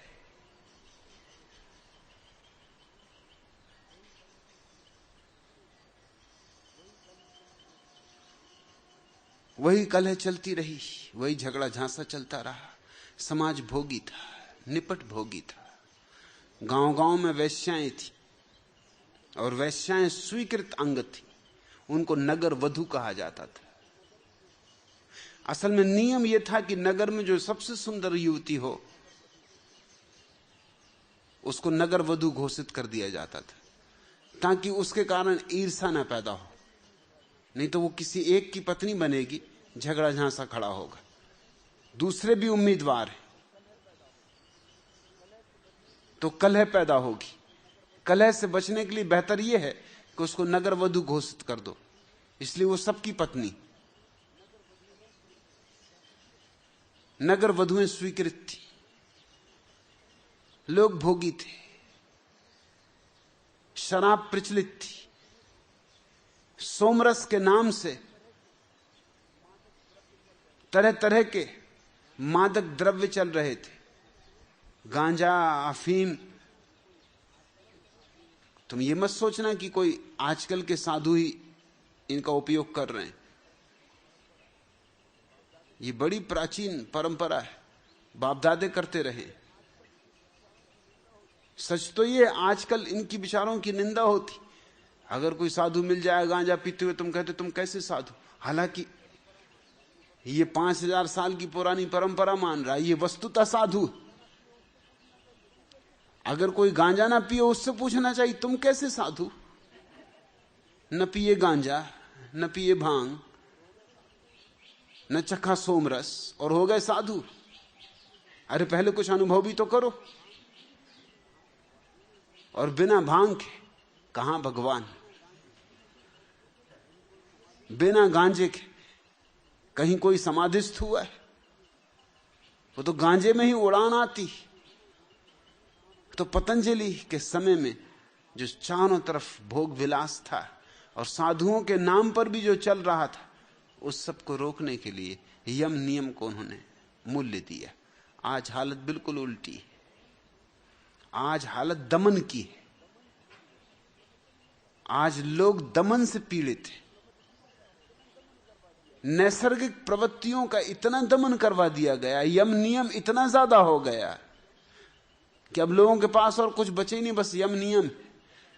और भीतर भीतर सब लपटें जल रही, वासनाओं की, इच्छाओं की भयंकर लपटें जल रही। उनका निष्कासन जरूरी है। उनको दबा के मिटाया नहीं जा सकता, उनका ऊर्ध्वीकरण करना जरूरी। इसलिए मैं यम नियम पर जोर नहीं देता, मैं बोध पर जोर देता हूं। क्योंकि यम नियम पर जोर देने का परिणाम यह हुआ कि लोगों ने दमन करना शुरू कर दिया। भोगी गलत होता है और जिसने दमन किया वो भी गलत होता है। न तो भोग में मार्ग है, न दमन में मार्ग है, दोनों के मध्य में मार्ग है। मगर तुम अगर ये सब सोचने बैठोगे तो तुम बड़ी मुश्किल में पड़ जाओगे। तुम्हारे सामने कुछ साफ नहीं होता कि क्या स्थिति थी जब पतंजलि ने यम नियम की बात कही, किन से कही, कौन सुनने वाले थे। फिर सबके अपने अपने अनुभव हैं।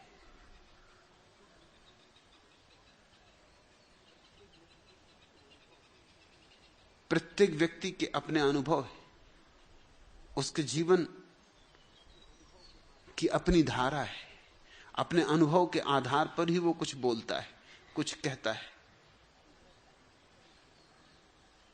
शंकराचार्य निपट विद्वान नहीं थे, प्रबुद्ध पुरुष थे, लेकिन उन्होंने जो भाषा चुनी थी अपने अभिव्यक्ति की, वो परंपरा की थी। शायद उस दिन और किसी भाषा में बोला भी नहीं जा सकता था। आज भी बोलना कितना कठिन हो रहा है। मेरी कठिनाई देखते हो। मैंने चूंकि परंपरागत भाषा नहीं चुनी, चूंकि परंपरागत औपचारिकता नहीं चुनी, तो मुझे कितनी गालियां पड़ रही हैं। मुझ में तो वे ही लोग उत्सुक हो सकते हैं जिनमें थोड़ा परंपरा से मुक्त होने का साहस, दुस्साहस कहना चाहिए। इसलिए दूसरे देशों से लोग ज्यादा आ रहे हैं, भारतीय कम, क्योंकि भारतीय बहुत जकड़े हैं रूढ़ी से, बहुत परंपरा से बंधे, और फिर डरते भी हैं, क्योंकि अगर यहां आएंगे तो पास पड़ोस के लोग क्या कहेंगे, गांव में खबर पहुंच जाएगी कि यह आदमी भी गया। मैं बंबई में था तो जो मित्र बंबई में कभी मुझे सुनने नहीं आए वो यहां आ जाते। उनमें से कई ने यहां आके सन्यास ले लिया। मैं उनसे पूछता हूं बंबई में क्यों नहीं आया, उन्होंने कहा बंबई में आने में अड़चन थी। मैं जबलपुर था तो जो लोग जबलपुर मुझे कभी मिलने नहीं आए वो यहां मिलने आते, और मुझे पक्का पता जब पूना में छोड़ दूंगा तब पूना के लोग भी आने शुरू हो जाएंगे। अभी पूना में आने में कठिनाई है, क्योंकि बदनामी कौन सा है, गांव बाजार दुकानदारी सब संभालना है, लड़की का विवाह भी करना है, लड़के को स्कूल में भर्ती भी करवाना है, हजार झंझटें हैं। जिस भीड़ के साथ रहना है उस भीड़ के विपरीत जाना खतरे से खाली नहीं। शंकराचार्य ने परंपरागत भाषा चुनी, जो परंपरा कहती थी उसी भाषा का उपयोग करके अपना संदेश दिया। निश्चित ही उस भाषा में आज बहुत भूलें दिखाई पड़ेंगी, उस दिन नहीं दिखाई पड़ी थी, इसलिए शंकराचार्य सहज स्वीकृत हो सके। तुमने एक बात देखी, बुद्ध सहज स्वीकृत नहीं हो सके, क्योंकि बुद्ध ने गैर परंपरागत भाषा चुनी। इसलिए बुद्ध के मरने के बाद बुद्ध धर्म भारत से उखड़ गया। भारत बहुत रूढ़िचुस्त देश है, लकीर के फकीर हैं लोग। लोग बिल्कुल मर गए हैं, कब के मर गए हैं, बहुत समय हुआ गया तब के मर चुके, बस चले जा रहे हैं मरे मराए, किसी तरह धक्का धक्की में चले जा रहे हैं, चलते जा रहे हैं। तुमने कई कहानियां सुनी होंगी कि राणा सांगा की गर्दन कट गई और फिर भी वो लड़ते रहे। ये कहानियां सच्ची हो या ना हो, मगर भारत में तुम्हें जगह जगह ऐसे लोग मिलेंगे जिनकी गर्दन कब की कट चुकी, लड़े जा रहे हैं, चले जा रहे हैं, दुकान भी कर रहे हैं, बाजार भी कर रहे हैं, बच्चे भी पैदा कर रहे हैं, मर चुके हैं बहुत पहले। भारत में लोग मर जाते हैं बहुत पहले, गड़ाए जाते हैं बहुत बाद में।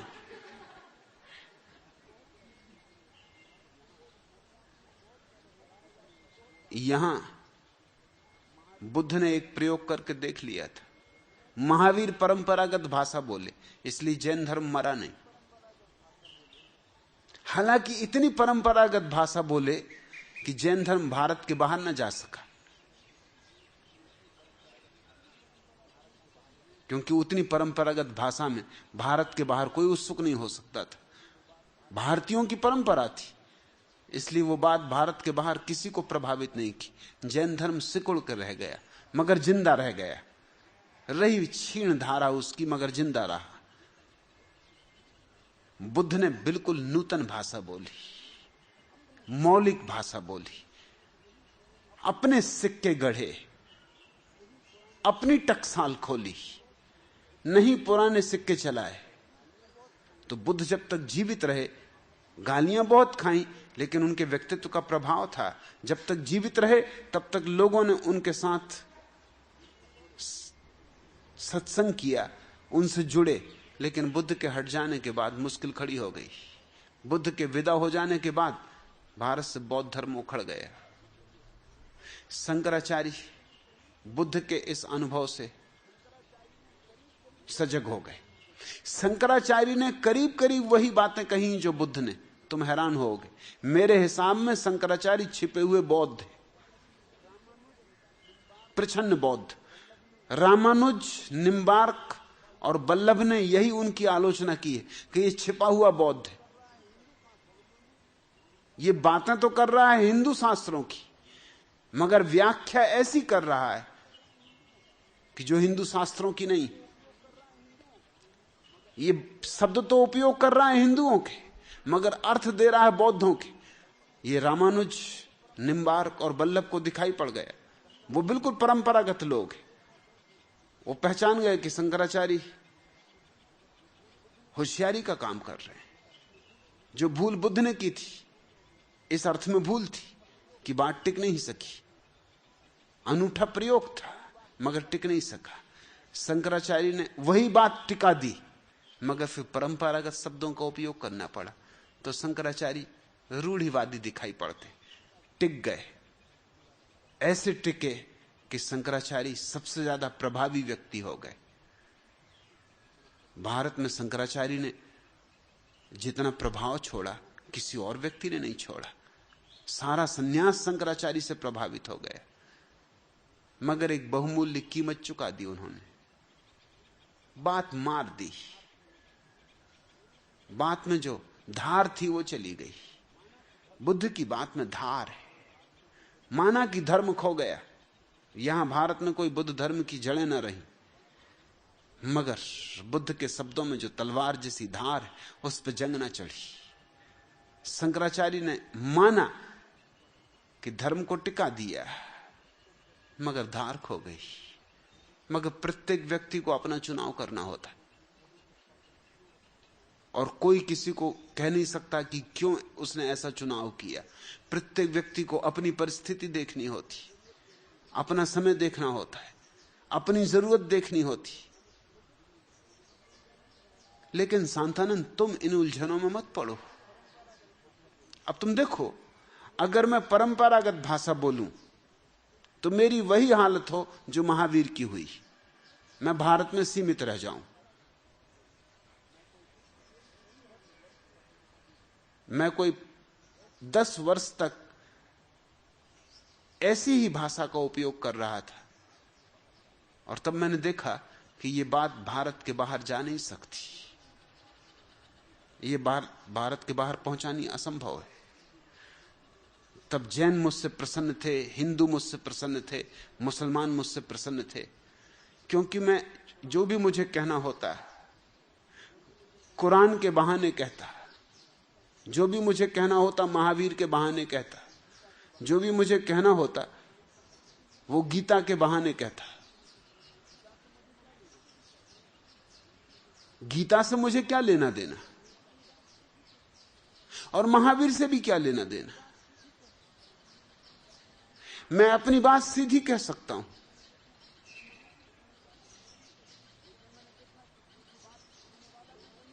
लेकिन मैंने देखा कि सीधी बात सुनने वाला भी कोई नहीं। हां, महावीर के नाम से जैन आ जाता है सुनने, वो महावीर को सुनने आता है, मगर उस बहाने वो मुझे सुन लेता है। कुछ मेरी बात भी उसके कानों में पड़ जाती, धीरे धीरे वो मुझ में भी उत्सुक हो जाता है। लेकिन फिर मैंने देखा कि ये बात तो सिकुड़ कर रह जाएगी, इसका विस्तार नहीं हो सकेगा, ये जागतिक नहीं हो सकेगी। और आज मनुष्य की जरूरत है जागतिक धर्म की, एक ऐसा धार्मिक आंदोलन जो कहीं आबद्ध ना हो, जिसमें सारे दुनिया के लोग सम्मिलित हो सके। स्वभावतः उस विस्तार में जाने का एक ही अर्थ था कि वो जो छोटे छोटे घेरे के लोग मेरे पास इकट्ठे थे वो बिखर जाएंगे। वो कीमत चुकानी पड़ेगी, मगर वो कोई कीमत न थी। मैं महावीर पर बोलने पूना आता था तो जो लोग मुझे सुनते थे उनमें से 10-5 ही अब मौजूद हैं। हजारों सुनते थे। गीता पर बोलने आता था, हजारों सुनते थे। आज उनमें से 2-4 ही मौजूद हैं। उनके उंगलियों पर नाम गिनाए जा सकते, बाकी सब लोग कहां गए। गीता पर बोलूं आज, वो फिर हजारों लोग वापस आ जाएंगे। मगर सारी दुनिया में 1 लाख सन्यासी फैल गए। एक 10 साल के भीतर 1 करोड़ सन्यासी होंगे सारी दुनिया में, बिना अड़चन के।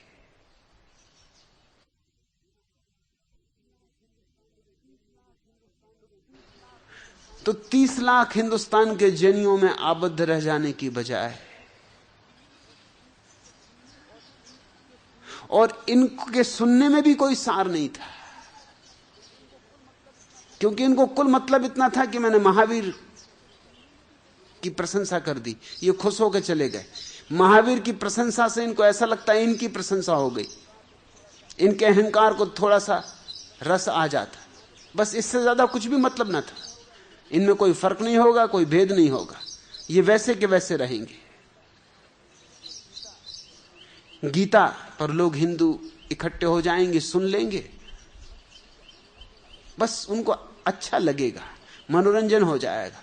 उनकी लकीर पीटी जा रही, उनकी परंपरा की प्रशंसा कर दी गई, वो खुश होकर चले जाएंगे। ये मैंने देख लिया 10 वर्ष प्रयोग करके कि इस तरह उनके जीवन में कोई रूपांतरण होने वाला नहीं, और मैं नाहक अपना समय गंवा दूंगा। मुझे अपनी पूरी व्यवस्था बदल देनी पड़ी, और व्यवस्था बदलते ही क्रांति शुरू हो गई। अब जो मैं कह रहा हूं उसका एक जागतिक परिणाम है। आज दुनिया का कोई ऐसा देश नहीं है जिसकी भाषा में मेरे शब्द न पहुंच गए हों, किताबें अनुवादित न हुई हों। ऐसा कोई देश नहीं है जहां सन्यासी ना हो, जहां आश्रम खड़े ना हो गए हों। तो प्रत्येक व्यक्ति को अपने ढंग से सोचना होता है, अपने समय और अपनी समय की समस्याओं का प्रत्युत्तर देना होता है। तुम इस चिंता में ना पड़ो। शंकराचार्य क्या कहते हैं स्त्री के संबंध में, वो शंकराचार्य का वक्तव्य कम है। वो हिंदू शास्त्र जो कहते रहे स्त्री के संबंध में, उसको सिर्फ उन्होंने दोहरा दिया। हिंदू उससे प्रसन्न होते, हिंदू पुरुषों का अहंकार उससे तृप्त होता है, और नारी का तो कोई मूल्य था नहीं शंकर के जमाने में। आज मुझे सुनने वालों में जितने पुरुष हैं उतनी नारियां हैं, क्योंकि ये जागतिक समुदाय है।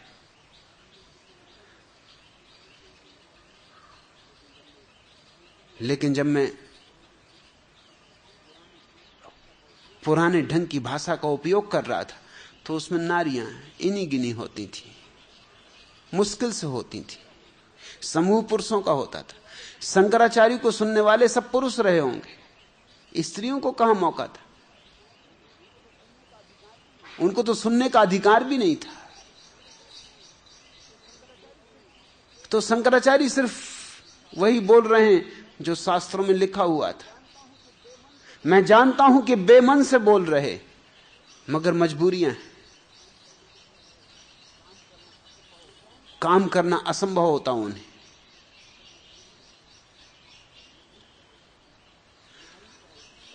नारी का एक डर पुरुष के मन में, और डर का कुल कारण दमन है। नारी में कोई डर नहीं, नारी में क्या डर हो सकता है, लेकिन डर का कारण दमन। तुमने जितनी अपनी काम वासना दबा ली है, उतने तुम नारी से डरोगे। ये बड़े मजे की बात है कि नारियां पुरुषों से नहीं डरती। उन्होंने पुरुषों की निंदा में कुछ नहीं कहा, हालांकि उनके पास पुरुषों की निंदा में कहने के लिए बहुत ज्यादा सामग्री, मगर उन्होंने पुरुषों की निंदा में कुछ भी नहीं कहा, क्योंकि नारियों ने कोई दमन नहीं किया। नारियां ज्यादा सहज स्वाभाविक है, ज्यादा पार्थिव, ज्यादा व्यवहारिक है। ब्रह्मज्ञान वगैरह में उनका रस नहीं, फालतू बकवास में वो पड़ती नहीं, वो पुरुषों पर छोड़ देती कि तुम ही करो। मुल्ला नसरुद्दीन से कोई पूछ रहा था कि तेरी पत्नी में झगड़ा नहीं होता, कैसे तूने हल कर लिया, ये शाश्वत मसला कैसे हल कर लिया? उसने कहा मैंने पहले दिन हल कर लिया। पहले दिन मैंने कहा कि देख अपन तय कर लें, जो महत्वपूर्ण समस्याएं हैं उनका निर्णायक मैं रहूंगा, और जो गैर महत्वपूर्ण समस्याएं उनकी निर्णायक तू रहेगी। और तब से कोई झगड़ा नहीं हुआ। महत्वपूर्ण समस्याएं मैं हल करता हूं, गैर महत्वपूर्ण वो हल करती। सुनने वाले ने कहा कि तो बड़ी आश्चर्य की बात, इससे कैसे हल हो जाएगा? कौन सी समस्याएं महत्वपूर्ण है, कौन सी गैर महत्वपूर्ण? नसरुद्दीन ने कहा ये मत पूछो, उससे सब राज ही खुल जाएगा। महत्वपूर्ण समस्याएं यानी ईश्वर है या नहीं, संसार कब बना, स्वर्ग है या नहीं, कितने नरक हैं, कर्म का सिद्धांत, पुनर्जन्म होता कि नहीं, भूत प्रेत होते कि नहीं, ये सब महत्वपूर्ण समस्याएं मैं तय करता हूं।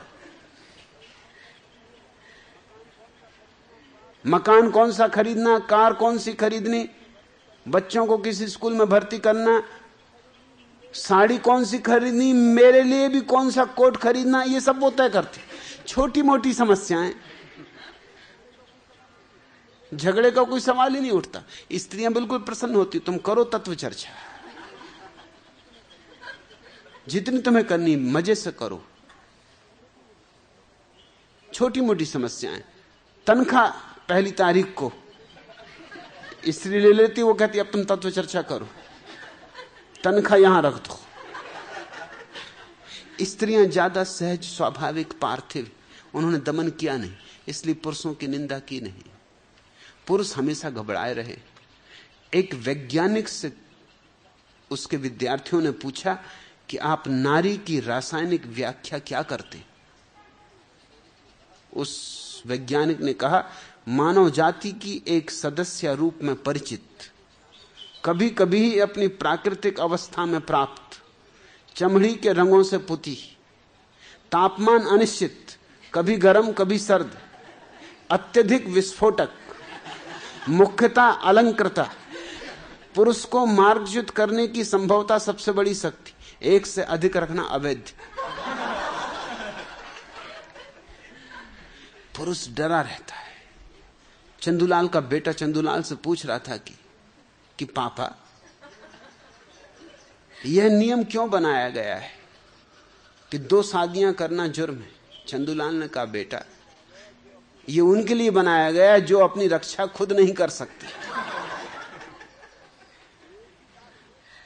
एक ही काफी है। तू अपनी मम्मी को देखना, मुझको देख, घर के बाहर कैसा सिंह जैसा सीना फुला के चलता हूं, और घर में जब आता हूं एकदम कुत्ते की तरह पूंछ दबा के आता हूं। अब एक ही स्त्री अब यह हालत कर रही और 2-3 हो तो फिर मुसीबत हो जाएगी, फिर अड़चन हो जाएगी। और पुरुष ऐसा है कि अपनी रक्षा करने में असमर्थ है, इसलिए कानून बनाना पड़ा, नहीं तो वो 2-3-4 क्या, वो तो बढ़ाते ही जाएगा।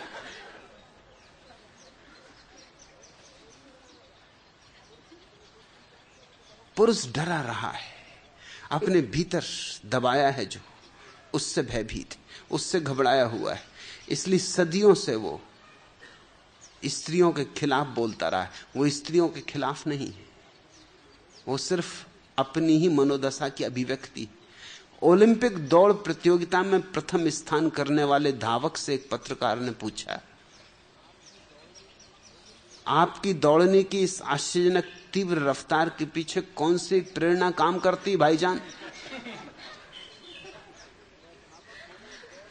वह धावक बोला, दौड़ते समय मैं हमेशा यह सोचता रहता हूं कि मेरी पत्नी मेरे पीछे दौड़ रही है और उसने मुझे अब पकड़ा। बस फिर जैसी गति मेरे तन प्राण में आती, उसका विश्वास मुझे स्वयं ही नहीं होता।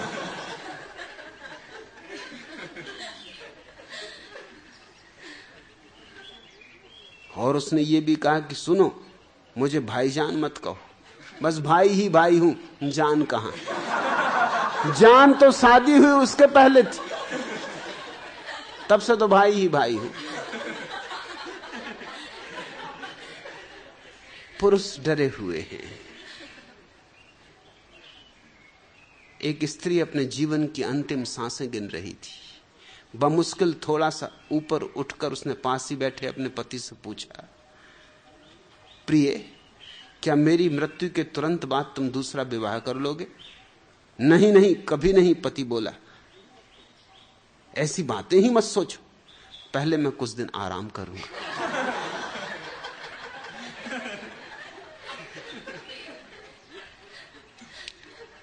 पुरुष ज्यादा वासनाग्रस्त है, और कारण कि वासना को दबाने का पाठ उस पर थोपा गया है, सो डरता है। स्त्री को देखा कि उसे कपकपी हुई, उसे घबराहट हुई, उसे बेचैनी हुई। वो जानता है कि अगर वो स्वतंत्रता ले तो कुछ ना कुछ उपद्रव हो जाएगा, स्वतंत्रता नहीं ले सकता। इसलिए यम नियम संयम बांध के रखो अपने को। और ये बड़ी अशोभन बात है कि तुम सहज ना हो सको और यम नियम के सहारे कि एकदम देखी स्त्री के जल्दी से इधर उधर देखने लगे, स्त्री को छोड़ के राम राम जपने लगे, माला फेरने लगे, एकदम सोचने लगे ज्ञान की बातें कि किसी तरह ये स्त्री टल जाए। ये कहां से दिखाई पड़ गई? संत ने पूछा है, संत हमारे पहरेदार, उन्होंने पूछा है कि यहां जब भी मैं भारतीयों को आश्रम दिखाने ले जाता हूं तो बस विदेशी युवतियों को, सन्यासिनियों को देखकर वो एकदम ठगे खड़े रह जाते, एकदम उनके मुंह से लार टपकने लगती। ऐसा क्यों होता है? संत महाराज, ये इस बात का सबूत है कि ऋषि मुनियों की असली संतान ये पुण्य भूमि भारत में पैदा हुए। ये धार्मिक लोग हैं, ये धार्मिक लोगों का लक्षण है। और फिर स्वभावता है उनको आत्मग्लानि होगी, अपराध भाव अनुभव होगा, तो वो मुझको गालियां देंगे, वो बाहर जाके मुझको गालियां देंगे और एक से एक झूठी बातें गढ़ेंगे, ऐसी झूठी बातें कि जिनका हिसाब नहीं। कल मैं एक बंगाली पत्रिका परिवर्तन देख रहा था, बड़ा लेख छापा है, दोनों तरफ मुख, कवर पर आश्रम के चित्र दिए हुए, और पत्रकार ने लिखा है कि मैं खुद आश्रम में होके आया हूं। और इससे बड़ी झूठ दूसरी नहीं हो सकती, क्योंकि जो बात उसने लिखी वो ये लिखी कि सबसे पहले मैं मां योग लक्ष्मी को मिला, वो कैथोलिक साध्वी जैसे सफेद कपड़े पहने हुई थी। ये आदमी यहां आया होगा,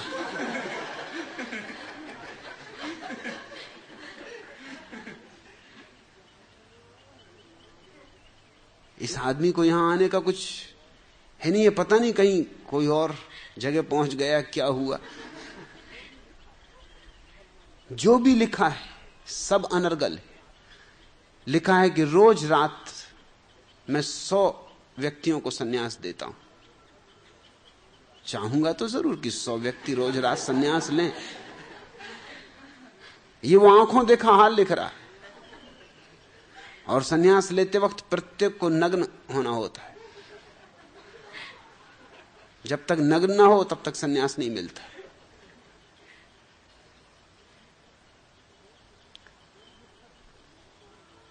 ये सब झूठ चल जाते और लोगों को जज जाते,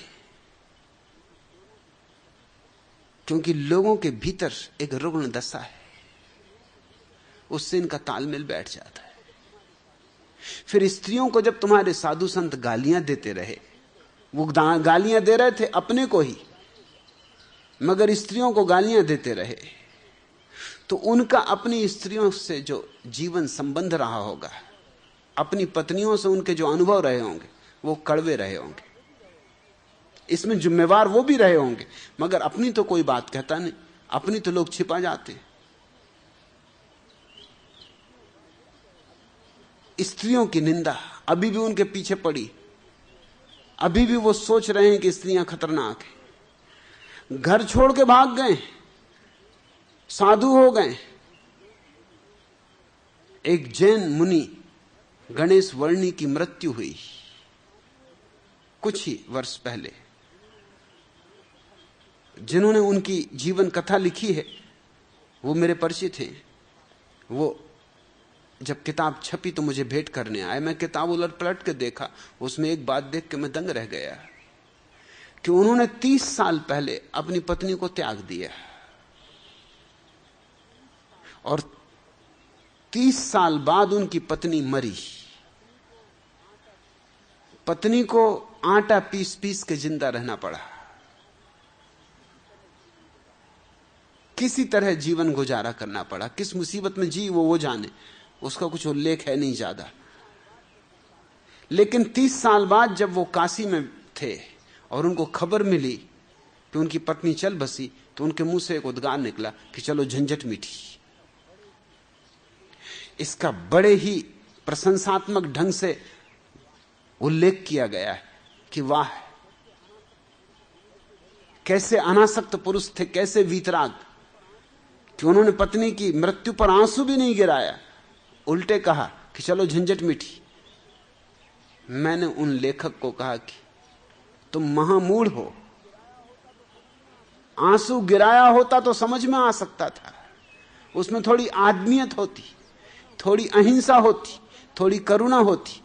यह कहना कि चलो झंझट मिटी, इससे तो सिर्फ एक बात सिद्ध होती कि 30 साल पहले जिस पत्नी को यह छोड़ के भाग आया आदमी, उसकी झंझट भीतर इसके अभी भी चल रही, और कुछ सिद्ध नहीं होता। जिसको तुम 30 साल पहले छोड़ आए उसकी झंझट बची कहां? तुम्हें झंझट क्या है? 30 साल से उस पत्नी को देखा नहीं, मिले नहीं, उसको हर तरह की झंझट में डाला है, और अब कह रहे हो कि झंझट मिटी। तो जरूर इसके भीतर भीतर सुलगती रही होगी आग, अंगारा रहा होगा राख के भीतर।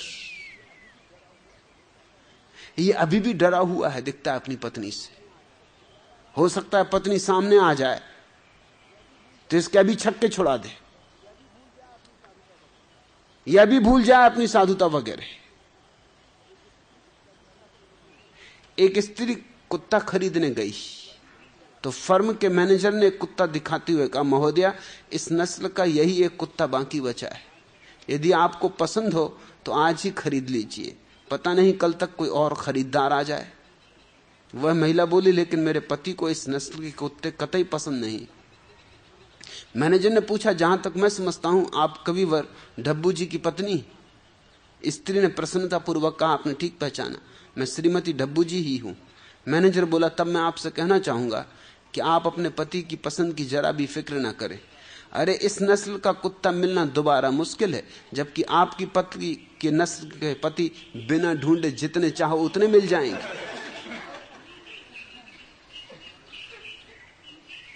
और मैंने सुना है कि ये सुनते ही श्रीमती डब्बू जी कुत्ता खरीद के घर लौट आई हैं, और तब से श्रीमान डब्बू जी साधु होने का विचार कर रहे हैं। अभी अगर साधु हो गए तो ये जिंदगी भर स्त्री को गाली देंगे, कुत्तों को गाली देंगे, स्त्री को भी नहीं।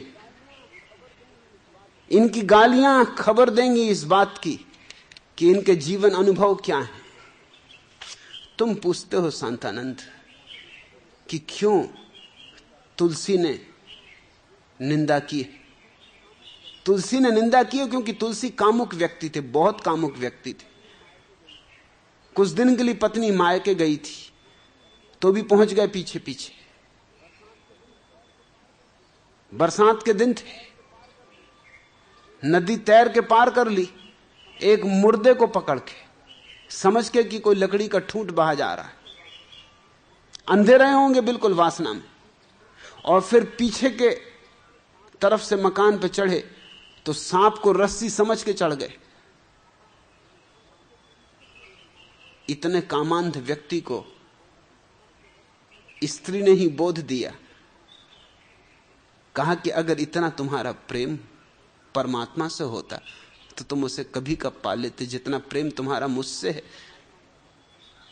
काश परमात्मा से होता, तुम क्या से क्या ना हो जाते। इस स्त्री ने बोध दिया और इसी स्त्री को जीवन भर गाली देते रहे। धन्यवाद देना था, थोड़ा तो सौजन्यता बरतनी थी। मगर तुलसीदास कोई बुद्धत्व को प्राप्त व्यक्ति नहीं, महाकवि जरूर है, लेकिन महाकवि होने से कोई बुद्ध नहीं हो जाता।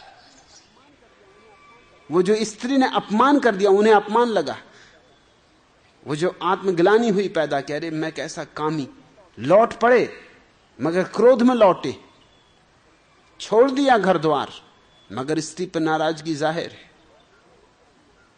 तो ढोल गंवार शूद्र पशु नारी ये सब ताड़न के अधिकारी, इनको सताओ, मारो, पीटो, ये फिर उनके जीवन भर का स्वर बन गया। तुम इस झंझट में ना पड़ो।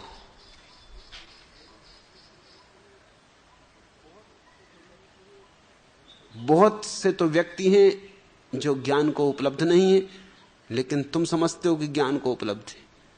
वो तुम्हें और भी झंझट में डाल देंगे। जो ज्ञान को उपलब्ध है उनकी बातें भी भिन्न भिन्न होंगी, उनकी अभिव्यक्ति भी भिन्न भिन्न होगी। तुम अगर खंड खंड में टूट जाना चाहते हो तो बात अलग। शांतानंद अगर अशांतानंद होना है तो बात अलग। हर एक के देखने का अपना नजरिया है। रास्ते में मुल्ला नसरुद्दीन की मुलाकात अनायास अपने एक बचपन के दोस्त से हो गई।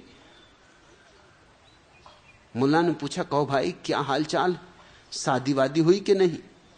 जवाब मिला, शादी हुए तो काफी अरसा गुजर चुका है और ऊपर वाले की कृपा से पिछले माह ही एक बच्चा भी हो गया।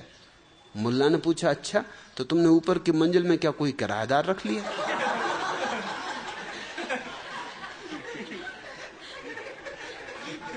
मत झंझटों में पड़ो, अब मेरे पास आ गए हो, मैं काफी हूं। अब तुम किस किस की बातों को सोचते रहोगे?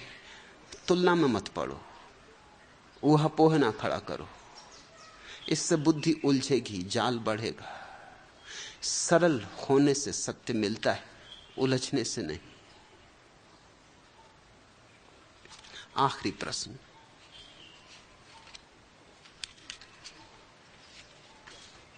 भगवान क्या सच ही मारवाड़ियों को शैतान भी धोखा नहीं दे सकता है? सजानंद, कल का प्रवचन सुनकर नसरुद्दीन को भी ताव आ गया।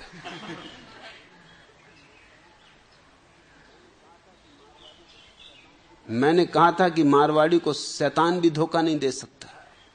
सो मुल्ला ने मन ही मन सोचा, ऐसी की तैसी मारवाड़ियों की। आज ही किसी मारवाड़ी को ऐसा चकमा दूंगा कि उसकी 7 पीढ़ियों तक को याद रहेगा।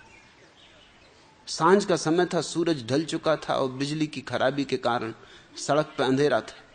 नसरुद्दीन ने देखा कि लंबा घूंघट काढ़े पड़ोस के ही मारवाड़ी सेठ धन्नालाल की नई बहू हाथ में एक खूबसूरत बैग लटकाए चली आ रही। मुल्ला ने सोचा, अच्छा मौका है, इस मारवाड़िन को आज मजा चखाया जाए। वह जल्दी से उठा और उस स्त्री के साथ हो लिया। 7:30 बजे शाम का अंधेरा और फिर लंबा घूंघट। स्त्री ने सोचा कि मेरे पतिदेव आ गए। वह बोली, सुनो जी, मुझे तो कोका कोला पीने की इच्छा हो रही। मुल्ला समझ गया कि यह औरत मुझे अपना पति समझ रही। वह बोला, चलो पास ही में ये रेस्तरां है, चलकर कोका कोला पियेंगे। इस तरह मुल्ला उस स्त्री को अपने घर ले आया। कमरे का दरवाजा बंद करके मुल्ला ने उस स्त्री के साथ बलात्कार किया। स्त्री न रोई न चिल्लाई। मुल्ला को बहुत खुशी भी हो रही थी कि आखिर एक मारवाड़िन को धोखा दे ही दिया, पर स्त्री के प्रतिरोध न करने से आश्चर्य भी हो रहा था। जब स्त्री चली गई तो नसरुद्दीन भी उत्सुकतावश छिपा छिपा उसके घर तक पहुंचा। खिड़की में से झांक कर उसने जो हाल देखा तो उसे छठी का दूध याद आ गया। वही महिला रो रो के बता रही थी कि एक अजनबी ने मेरे साथ व्यभिचार किया है। उसके ससुर और पति ने पूछा, अरे मूर्ख, बैग में जो सोने के कंगन लेकर तू जा रही थी, क्या वे भी छिन गए? स्त्री बोली, नहीं नहीं, मैंने होशियारी से उन सोने के कंगनों को बैग में से निकालकर अपनी जूतियों में छिपा लिया था। वह हरामजादा यह देख भी ना पाया। और यही नहीं, उसके तकिए के नीचे उसका मनी बैग रखा था, वो भी मैं ले आई। ऐसा कहते हुए उस मारवाड़ी ने अपनी जूतियों में से कंगन निकाले और मुल्ला का मनी बैग निकाला जिसमें 3000 रुपए थे। सब के सब प्रसन्नता से प्रसन्न हो उठे, सबके चेहरे चमक उठे। ससुर ने संतोष की सांस लेते हुए कहा, चलो बलात्कार हुआ तो हुआ, अपना क्या गया, अरे इज्जत बच गई, यही क्या कम। आज इतना है।